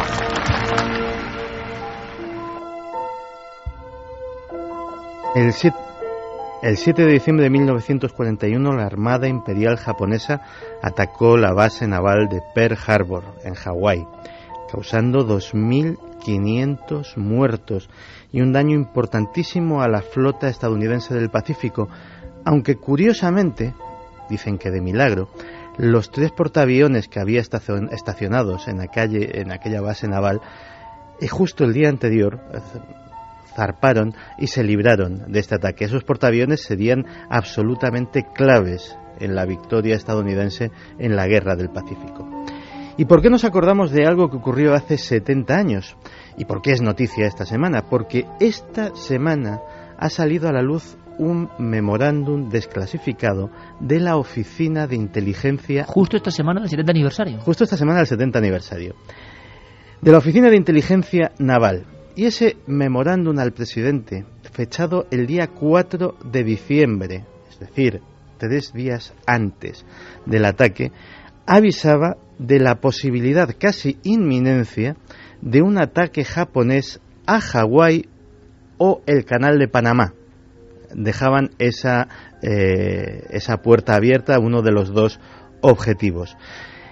Claro, uno podría decir, bueno, es uno de los muchos papeles de aquella época que salen a la luz, pero es que siempre ha habido una teoría conspiranoica, que decía que el presidente Franklin Delano Roosevelt sabía con anticipación que iba a ocurrir ese ataque a Pearl Harbor y no hizo nada para impedirlo. Y uno podría decir, bueno, pues qué barbaridad, ¿por qué? Una encuesta Gallup de ese mismo año sacó a la luz que el 88% de la población estadounidense estaba abiertamente en contra de la intervención de su país en la Segunda Guerra Mundial. Sin embargo, Franklin Delano Roosevelt, estadista como era, sabía que era vital para los Estados Unidos participar en esa guerra, no solamente para liberar a la Europa oprimida pues de la amenaza del fascismo, sino porque sabía muy bien que fuera quien fuera el vencedor de aquella contienda, después se iba a repartir el mundo, como realmente sucedió. Se repartió en los dos bloques que lideraron la Guerra Fría, que duró las décadas posteriores. Y obviamente los Estados Unidos tenían que estar presentes en ese reparto. Así que se hizo una diplomacia muy agresiva, realmente agresiva, hacia el imperio japonés, con embargos comerciales, con corte a sus suministros de petróleo, etcétera, etcétera. Y lo cierto es que parecía, por parte de los analistas, que ese ataque iba a ser casi inevitable. Pero, aparte de este memorándum que tenemos actualmente, sabemos que, y eso lo sabe, es conocimiento historiográfico absolutamente al margen de las teorías conspiranoicas, es algo conocido, el día 6 de diciembre de 1941 se le entregó a Franklin Delano Roosevelt un mensaje codificado del código diplomático japonés, lo que se llamaba el Código Púrpura. Los criptógrafos de la inteligencia estadounidense habían descifrado esos mensajes. Era el mensaje que se llamaba del viento ejecutor y decía textualmente: Higashi no kaze ame, o lo que es lo mismo, viento del este, lluvia. Sabían perfectamente, y de hecho se cuenta y cuentan testigos presenciales de cuando Franklin Delano Roosevelt leyó ese mensaje, dijo: esto significa guerra, porque esa era la clave con la que se iba a anunciar.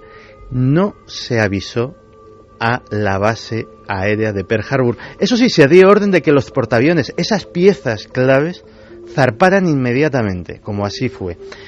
De hecho, un agente doble británico llamado Duško Popov, que se dedicaba a filtrar información de Alemania, descubrió en Berlín, a través de los diplomáticos japoneses, también el ataque e intentó desesperadamente, a través de sus contactos en Londres, advertir a Washington. Las advertencias de Duško Popov también fueron desoídas. Pero es que incluso la Marina australiana avistó a la flota nipona dirigiéndose hacia la zona de ataque y avisó al alto mando americano, cosa que tampoco sucedió. Pero suena terrible, ¿no? Suena terrible. Suena como las conspiraciones que han comentado con otros grandes ataques de la historia. El 11S, sin ir más lejos, los conspiranoicos, repito, han argumentado que desgraciadamente en la historia de la humanidad, muchos de los casus belli que han llevado a grandes guerras, incluso la propia Segunda Guerra Mundial, los alemanes invaden Polonia con un presunto ataque de las fuerzas polacas a un puesto fronterizo alemán. Y ese es el pretexto que teóricamente utilizan para invadir Polonia.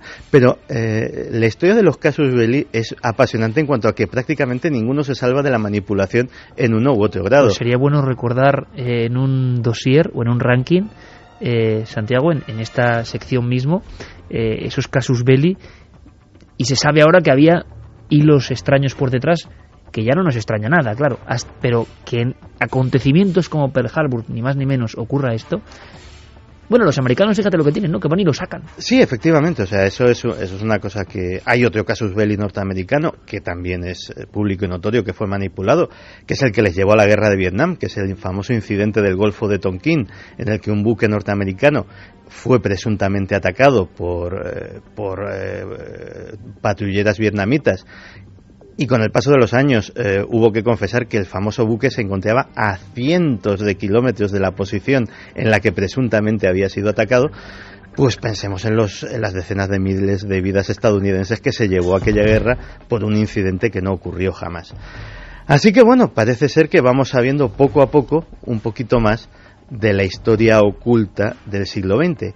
Y nuestra siguiente noticia nos llevará a la historia oculta de este siglo, del XXI.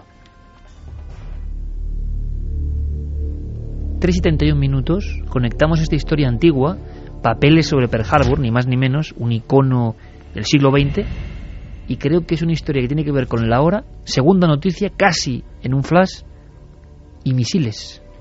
Pues sí, porque fíjate que anda que no hemos tratado veces aquí de arqueólogos aficionados que a través de Google Earth han encontrado pues yacimientos de los que nadie sabía absolutamente nada. Pues bien, estudiantes de la Universidad de Georgetown en Washington, dirigidos por Philip Carver, un exfuncionario del Departamento de Defensa estadounidense, analista de inteligencia y con una amplia experiencia en el tema, han descubierto que el arsenal nuclear de China, en vez de las de 80 a 400 cabezas nucleares que estimaban los expertos hasta ahora, podía ascender a, agárrate a la mesa, más de 3.000. Y eso imagino que les ha puesto los pelos de punta. Pues ahora mismo la información es muy controvertida. Resulta que en 2008 hubo un tremendo terremoto en la provincia de Sichuan. Y ese terremoto, y eso se pudo saber gracias a las imágenes de la prensa local y también de las de Google Earth, hizo que se derrumbasen una serie de túneles de los que no se sabía absolutamente nada. Esos túneles formaban parte de lo que se denomina la Gran Muralla Secreta. Como hay una gran muralla china en la superficie... La muralla oculta. Hay una muralla oculta. Miles, más de 3.000 kilómetros de galerías absolutamente secretas en las que estarían almacenados esas cabezas nucleares, desplazándose bajo tierra casi por todo el país. Y bueno, todo esto analizando desde documentos oficiales del segundo cuerpo de artillería chino hasta estas imágenes. Estos estudiantes, en un trabajo que les ha llevado desde 2008 hasta ahora, pues han sacado esta conclusión y están a punto de dar su informe al legislativo estadounidense para que sea analizado. 3.000 cabezas con esa potencia que podrían generar en destrucción, ¿qué, Santiago? Muchísimo, o sea, pensemos, 3.000 cabezas. El potencial norteamericano está cifrado en unas 5.000 cabezas nucleares y el de Rusia, que parece que es una potencia que ahora mismo está de capa caída, en más de 8.000. Es decir, digamos que le colocaría como poco al nivel de las grandes potencias atómicas. Este ranking da bastante miedo, ¿eh? Y aún tenemos una última noticia en esta especie de informativo de la conspiración. Decíamos que Wikileaks, poco menos que había que ponerle el RIP, ¿no? Pues... Pero resucita. Vamos que se ha resucitado. Wikileaks, esta semana, Julian Assange ha dado una rueda de prensa en Londres y ha desvelado 287 documentos. ¿Documentos que tratan sobre qué? Que nos lo cuente el propio Julian Assange. Today we release over 287 files. Hoy colgamos más de 287 documentos que revelan la escala real de la industria internacional de vigilancia de las masas populares. Una industria que vende tecnología a los regímenes tanto democráticos como dictatoriales para controlar a la población de países enteros. Cualquiera que tenga un iPhone, una BlackBerry o un correo de Gmail está vendido. Well, you're all screwed. Claro, pues entonces casi todo el mundo está vendido. ¿Pero a qué se refiere exactamente? Vamos a ver, Julian Assange ha desclasificado estos casi 300 documentos de empresas privadas de todo el mundo, parece ser que alguna española hay, que se dedican al negocio de vender a gobiernos particulares y otras empresas mecanismos para el espionaje electrónico. Cosas que se pueden hacer y que yo he descubierto a través de estos documentos y me han dejado asombrados. ¿Sabes que se puede seguir a una persona a través de su smartphone aunque éste esté apagado? O sea, acabo de decirle a Noel que suba música, porque esto sí que da miedo. ¿Cómo que?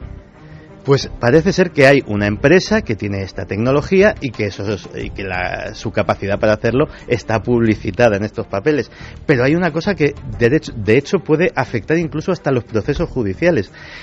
Según el diario italiano L'Espresso, que es uno de los que se ha hecho eco de estos documentos, hay otra empresa que publicita un sistema no solamente para intervenir los correos electrónicos o los SMS que te mandan o que recibes, sino para introducir en tu dispositivo electrónico SMS que no has enviado nunca.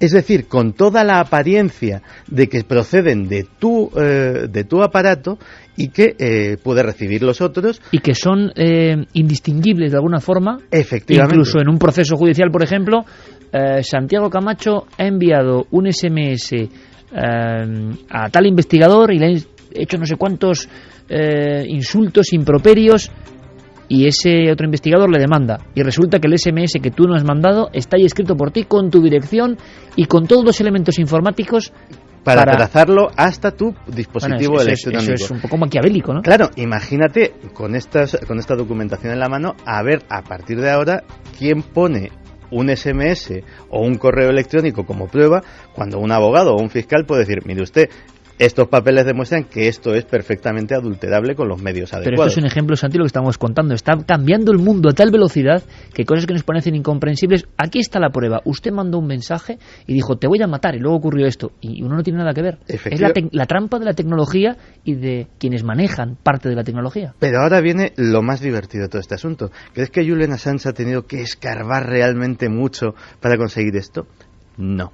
Se trata de documentos que proceden de una feria comercial, la conferencia ISS, que se celebra todos los años y en la que exponen sus productos todas estas empresas. Un miembro de Wikileaks sencillamente ha ido cogiendo información, folletitos de cada stand, básicamente, stands y ferias a las que se accede de una forma muy restringida y gente muy especial. No se trata de una feria abierta completamente al público, sino que son profesionales de ese extraño campo del espionaje electrónico, ¿no? Y sencillamente eso que está reducido a un grupo de iniciados lo ha puesto a disposición absolutamente de todo el mundo. Así que nada, el pasado 24 de octubre dábamos por difunto a Wikileaks, entre otras cosas porque empresas como Visa, Mastercard, PayPal, Western Union y Bank of America le habían cortado definitivamente los fondos, pero no estaba muerto, no sé si estaba de parranda como dice la canción, pero desde luego Julian Assange ha anunciado más revelaciones en los próximos días y meses. Es un enfermo con mala salud de hierro, parece. Por cierto, Santi, una cosa más. ¿Estamos en temporada de cosecha de círculos? Estaríamos en la zona austral, es decir, siempre suele ser en primavera. Donde hay mayor cosecha, que suele ser en Reino Unido, por tradición, y también en Estados Unidos últimamente, pues ahora mismo estamos de vacas flacas, pero en la zona austral, evidentemente, pues debemos de estar ahora mismo en el momento álgido. Muy de conspiración. ¿Hay algo más aparte de bromistas? ¿Hay algo más aparte de campañas publicitarias? ¿Hay algo más que ancianos ociosos? ¿Hay algo que tenga que ver con el misterio? ¿Hay un mensaje? Hay quien decía que había mensajes de Gaia directamente, pero México no me parece una tierra a mí muy dada a los círculos de las cosechas. Sin embargo, estos días, esta semana, era portada de los principales periódicos. ¿Queréis saber qué ha pasado en México? Crónica, y además muy completa, con todos los datos, desde Guadalajara, México, nuestro compañero Javier Sierra. Hacía años que en la prensa mexicana no podíamos leer noticias importantísimas relacionadas con el misterio, por lo menos muy destacadas. Pero esto cambió esta semana pasada, cuando el diario Reforma, en su edición del sábado 26 de noviembre, publicaba a 3 columnas una noticia cuyo titular ya incitaba a la lectura.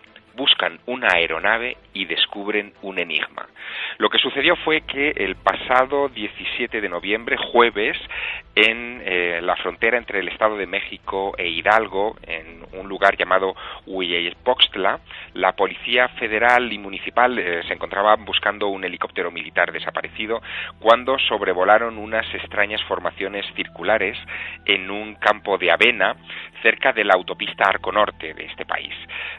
Lo llamativo del asunto es que los militares realizaron fotografías de estas formaciones. Se trata de 6 figuras de unos 20 metros más o menos de diámetro, que muestran las imágenes de un sol, una media luna, 3 círculos y una especie de cometa a punto de chocar contra esas otras.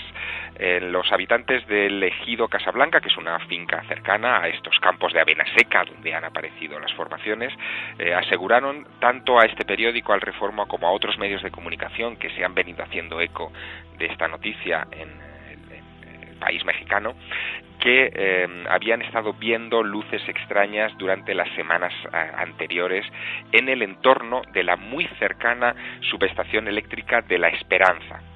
El caso es polémico porque ya hace unos meses, el 19 de marzo, en un lugar muy cercano, a apenas 3 kilómetros de ahí, en otros campos de avena, en un paraje conocido como La Vega, aparecieron 5 círculos más, círculos sencillos, pero que parece que presagiaban lo que en este momento está sucediendo.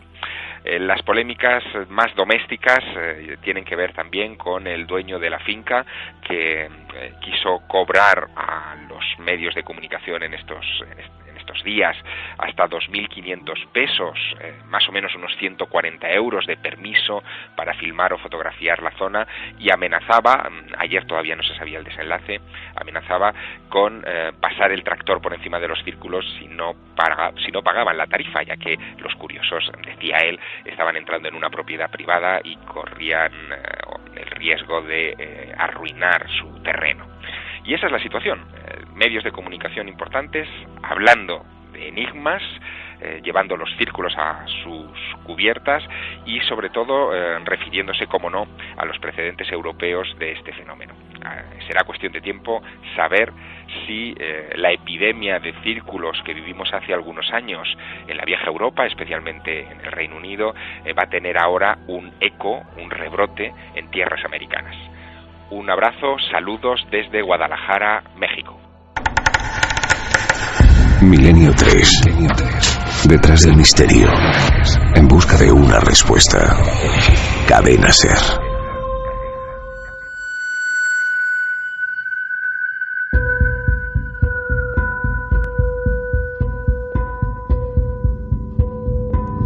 Esta noche hemos tenido un dossier completísimo, yo creo, de unos acontecimientos misteriosos y además con un porqué, con una raíz, con una investigación, con un paso a paso. Y nosotros queremos estar siempre muy atentos al espejo que representáis. Miles y miles y miles de amigos de todas partes del mundo, con sus experiencias, su conocimiento, sus testimonios, sus investigaciones. Siempre, siempre, tengo que decirlo, las vías de contacto de nuestro programa, las diversas vías, por ejemplo el Facebook o el Twitter que Guillermo León organiza magníficamente en la nave del misterio, en Facebook por ejemplo, siempre son lugares donde se puede dar una pista, un testimonio, y luego nosotros profundizaremos. Estamos recopilando casos que nos parecen sumamente interesantes, casos diversos, casos que demuestran que cierta fenomenología que creíamos olvidada sigue ocurriendo. Fermín, compañero, buenas noches. Buenas noches, Iker. Es un caso raro, hacía mucho tiempo que no se oían cosas de este tipo. Vamos a escucharlo con toda la libertad. Tiene que ver, eso sí, con un entorno absolutamente clásico: bases aéreas. Bases militares aéreas, esta vez en Cádiz, en Jerez de la Frontera. Además es una base militar abandonada. Bueno, que eso le da un buque, ¿no? Un cáliz sí. misterioso. Pues es en la base militar de Jerez de la Frontera. Entonces se hacen los turnos de guardia por las noches. En esta ocasión los hacen los de la base militar de Morón. Y va pues Isaac, nuestro oyente, con un compañero. O sea que es un lugar, Fermín, donde no hay actividad militar, donde imaginamos un montón de estructuras, de barracones, que le da un aspecto, y sí que hay representantes de Morón que vigilan las instalaciones, digamos. Claro, porque eso es obligatorio, ¿no? Toda base militar tiene que estar vigilada por los propios militares. Entonces va Isaac con su compañero una noche más. Isaac nos contaba que estaba cansado, que acababa de entrar de guardia por la noche, entonces iba cabizbajo, mirando hacia el suelo, y de repente su compañero le llama la atención y dice: ¿has visto eso? Un destello de luz muy fuerte. Isaac no le da importancia, mira para arriba y de repente ve otro. Entonces ya sí que se quedan impactados, que puede ser, y salen corriendo hacia lo que ellos creen que es la zona de donde vienen. ¿Ven una especie de esfera? Destello de luz. Ajá. Lo define como destello de luz. Entonces se van hacia el muro, se aproximan lo más posible y ya sí que ven de dónde procede. Y llega un destello de luz mucho más grande. Si quieres, escuchamos cómo lo relata Isaac.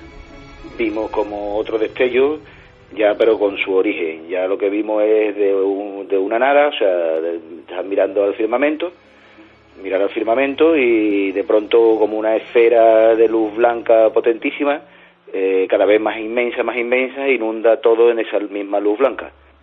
Nos quedamos, compañero y yo, alucinados, y volvimos a ver otra vez la luz, pero ya en otra posición. Y bueno, y ya nos quedamos así, dijimos este compañero y yo que íbamos a hacer, que si lo íbamos a comentar cuerpo de guardia, como estábamos militares, tú sabes. La verdad que cuando miramos la hora, pues había pasado 2 horas más del relevo nuestro. Ven esa luz o esos destellos cada vez más intensos en diferentes posiciones, yo no sé si como rodeándoles o no, y de pronto son conscientes de que les faltan, que es un caso, ¿verdad, Santiago? Un caso típico de tiempo perdido. Ellos se dan cuenta de que han pasado 2 horas, pero de inmediato. Que han pasado 2 horas después de que hubieran tenido que regresar para hacer el cambio de turno. Ellos acababan de llegar a hacer el turno.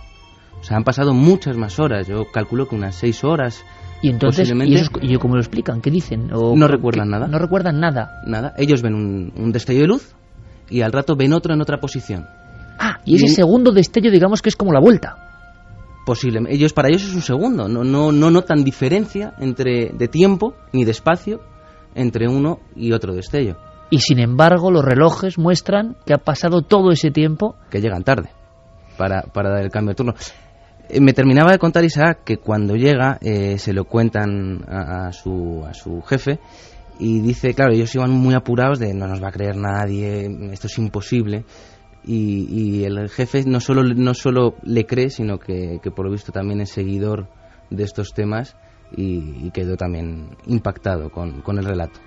Es una historia que hace mucho tiempo, fíjate que, y sabemos que las bases aéreas son lugares muy especiales, llenos de historias. Estamos recopilando, Carlos Largo tenía, pero yo creo que apenas va a dar tiempo, otro remoce, otro retrato de cosas que se ven en estos lugares, pero tiene su sabor especial. Una base abandonada, provincia de Cádiz, y ellos no han logrado explicar nunca nada, ni han vuelto a ver por lo que parece ese extraño destello, porque además no hay un objeto, no hay una sombra misteriosa, simplemente es una señal, una luz, esa pérdida absoluta de conciencia y de tiempo, y otra luz como que te despierta, que no deja de ser un clásico en muchos casos de tiempos perdidos, ¿eh? Sí, de hecho, el estímulo 1 y el estímulo 2, ¿no? Efectivamente, y de hecho lo realmente notable es que el tiempo perdido es que no tienes la sensación hasta efectivamente que alguien te lo confirma, ¿no? Y es una de las cosas que más desconcertados deja a los testigos. Lo que me ha llamado mucho la atención es que el superior haya sido tan comprensivo. Benevolente, ¿no? Sí, señor, pero desde luego ya por lo menos algo de pozo vamos dejando y hay cierta cultura de lo que es una experiencia de tiempo perdido, ¿no? Bueno, de todas formas seguiremos los datos, Fermín, y si hay más personas que han vivido fenómenos en esta base, por ejemplo, yo sí conocía historias de Morón de la Frontera concretas, algunas bastante clásicas, pero no esto de un destello y la pérdida de un tiempo. Son casos como que conectan con los misterios más viejos, los que muchas veces por pose incluso propios investigadores descartan, como que ya es otra época. No, siguen ocurriendo, y los testimonios como el de Isaac nos interesan muchísimo. Los testimonios de nuestros oyentes muchas veces van a ser la muestra de que lo imposible a veces sigue ocurriendo en nuestro breve país. Fermín, gracias por la crónica. Gracias, Iker. Vamos a hablar rápidamente porque nos quedamos sin tiempo, tenemos que escuchar vuestros mensajes, cómo ha quedado esa encuesta en torno a vuestro mundo y vuestra forma de escuchar nuestro programa, y vámonos, eso sí, con Internet, porque vemos que Internet está cambiando todo absolutamente, que Internet, por lo menos en la última comunicación con Carmen, ganaba ya en los votos al receptor, y aquí hemos hecho todas apuestas y esto es muy sorprendente, pero vamos a saber qué ha pasado esta semana en concreto en la red. Cronista Diego Marañón. Milenio Red. Toda la información digital del mundo del misterio. ¿Pudo William Shakespeare escribir obras como El mercader de Venecia sin haber salido de Inglaterra y sin tener contacto alguno con la cultura e historia de Italia? Y si a esto le añadimos que Shakespeare no fue nunca a la universidad y que no hay pruebas documentales de que asistiera siquiera a la escuela primaria de su ciudad natal. La teoría de la conspiración, salpimentada con recientes estrenos cinematográficos, está servida. Todos conocemos a William Shakespeare, el escritor más famoso de todos los tiempos. Pero ¿y si les dijera que Shakespeare jamás escribió una sola palabra? A lo largo de los años, algunos estudiosos han especulado con la posibilidad de que Francis Bacon, Christopher Marlowe o algún otro fuera el autor de las obras que se le atribuyen al genio de Stratford. En 2007, una serie de académicos y actores, capitaneados por Derek Jacobi y Mark Rylance, exdirector artístico del Globe Theatre, solemnizaron la firma de una declaración de duda razonable referida a la autoría de las obras atribuidas a William Shakespeare. Últimamente en la red, como no podía ser de otro modo, fluyen ríos de bits sobre este polémico asunto.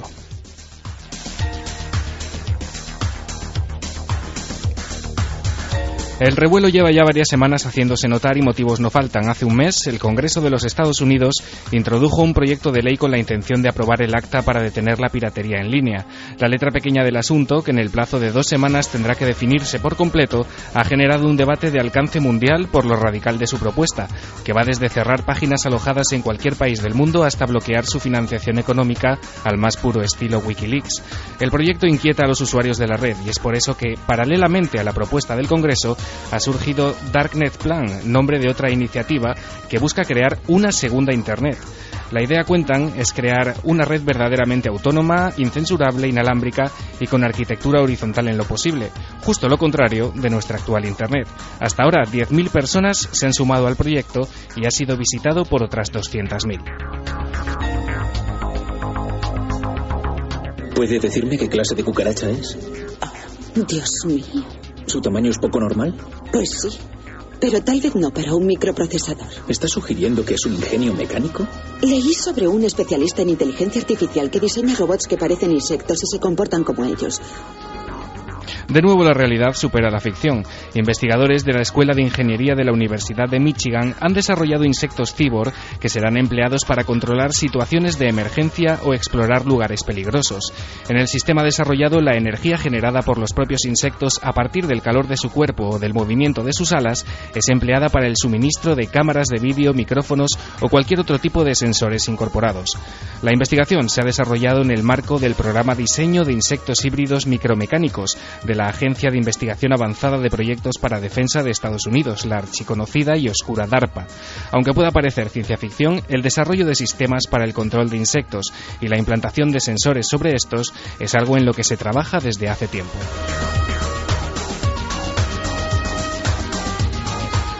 Y terminamos con una recomendación para los aficionados a la astronáutica. Se trata de Eureka, el blog del astrofísico y profesor de secundaria Daniel Marín. Eureka nació en 2004 como un modesto blog personal, creciendo a lo largo de los años y especializándose en la divulgación científica y sobre todo en temas relacionados con la astronáutica y la astronomía. Desde la Tierra, desde los observatorios terrestres, se han detectado planetas rocosos. Por ejemplo, se me ocurre ahora Gliese 581e, un planeta de apenas 2 masas terrestres, o sea, 2 veces la masa de la Tierra. Su autor hace un exhaustivo seguimiento a todo lo que se mueve en ese mundo, con especial atención a la cosmonáutica rusa y a los proyectos de la NASA, sin olvidarse de la menos espectacular pero cercana Agencia Espacial Europea. Eureka es un espacio de divulgación muy especializado cuya clave, según cuenta su autor, está en consultar muchas fuentes de información y que sean las originales. Daniel Marín es también uno de los fundadores de la Yuri Esfera, una plataforma colectiva que pretende poner en contacto a todos aquellos interesados en recordar y homenajear a Yuri Gagarin, el primer cosmonauta en volar al espacio. Aquí lo dejamos. Si queréis profundizar más en estas historias, nuestro compañero Guillermo León os facilitará los enlaces necesarios para ello. Nosotros nos escuchamos de nuevo dentro de 7 días, porque el misterio nunca se detiene y porque el misterio continúa en la red.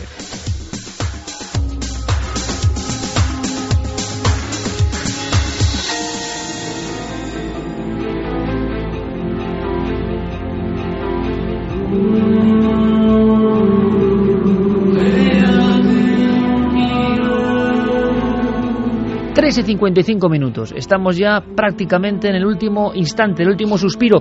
Conexión con esa biblioteca de los misterios, Carmen. Hola. Bueno, mira, pues ahora mismo se nos acaba de A marchar ver. la señal. No, ya vuelve rápidamente. Cuéntanos, Aquí últimos estoy mensajes. con los últimos mensajes. Vamos con ello. Rafa de Teruel nos Bien dice... arropada, ¿no? Bien vigilada, todo bien. Sí, Vale. está todo muy bien. El ataque a Pearl Harbor cogió a la flota del Pacífico de los Estados Unidos por sorpresa, pero en Washington la administración Roosevelt era plenamente consciente del ataque que estaba por venir. Nos dicen también, Arantxa, que era de esperar que Wikileaks seguiría dando guerra. Gracias, Santi, por las novedades y a ver si pronto te llevas al estudio a alguno de esos amigos tuyos raros que tienes. Sí, volverán. Que ya la volverán. gente lo está pidiendo. Volverán. Laura II dice ahora mismo desde el Hospital de Alicante un saludo de parte de todos los que estamos de guardia. Pues y que un abrazo laborasen, muy grande hacen al una Hospital de labor Alicante tremenda. y a todos los hospitales, desde luego, la gente que está ahí trabajando de noche y salvando vidas, que nos olvidamos muchas veces de la labor de estos ángeles de los hospitales. Un abrazo para todos. José Hidalgo nos dice que vivió durante un año en un piso de estudiantes a 3 calles de la plaza de la que hablábamos antes. Os cuento lo sucedido. Todo fue en el curso 2001-2002. En dicho piso por las noches había un olor como a madera podrida. Un gato del barrio que dejamos entrar en el piso se bufaba hacia el pasillo sin haber absolutamente nadie. Los vecinos nos decían que ni hiciéramos ruido por las noches y cosas que ellos, al contrario, que no hacían. Y un fin de semana, al dejar el piso vacío, nos encontramos varios cajones y armarios abiertos de las zonas comunes, cosa que echamos la culpa al casero, que habría ido a buscar algo. No le dieron importancia, pero dice que ahora, con todo lo que hemos contado, pues que lo ha relacionado. Miguel desde Alicante dice que hace unos años se dio la noticia de que en Jaén se iba a hacer un estudio para ver si había relación entre los olivos y el gran número de suicidios que se dan en la provincia. María López, buenas noches, impresionante el dossier de hoy. En mi ciudad hay unos edificios construidos a principios del siglo XX, justo en la convergencia del antiguo convento de San Francisco y lo que fue un cementerio judío. Se rumorea que se dan ciertos fenómenos de las fases 1 y 2 según la nivelación de Santi, pero nadie se atreve a hablar de ello de modo público. Oye, a mí eso me ha encantado. Fases 1 y 2 de la nivelación de Santi. Y por favor, ya está el bautismo. Me da igual quién utilizara la fase por primera vez. A partir de ahora, en cualquier fenómeno, por favor, utilicemos la plantilla del maestro Camacho. Está clarísimo. No es mía, o sea. Da igual. Oye, os voy a dar la ganadora. Venga. Que si no, no me da tiempo. Rosa María Portal, esos 9 libros, la saga de Caballo de Troya. Gracias a Planeta por dejarnos sortear esas nuevas obras revisadas, las que Juanjo pues aporta más cosas. Rosa María Portal, que nos decía: hola, quiero contaros que hace años, cuando estaba dando el desayuno a mi hijo, tendría unos 3 añitos, me dijo: mamá, ahí hay un señor. Me di la vuelta y vi un hombre con una túnica larga que a mí me pareció un fraile. Quiero deciros que aquella vez me di la vuelta porque no era la primera vez que mi niño decía que había un señor en casa. Claro, estábamos solos y no le daba importancia hasta que aquel día yo misma lo vi.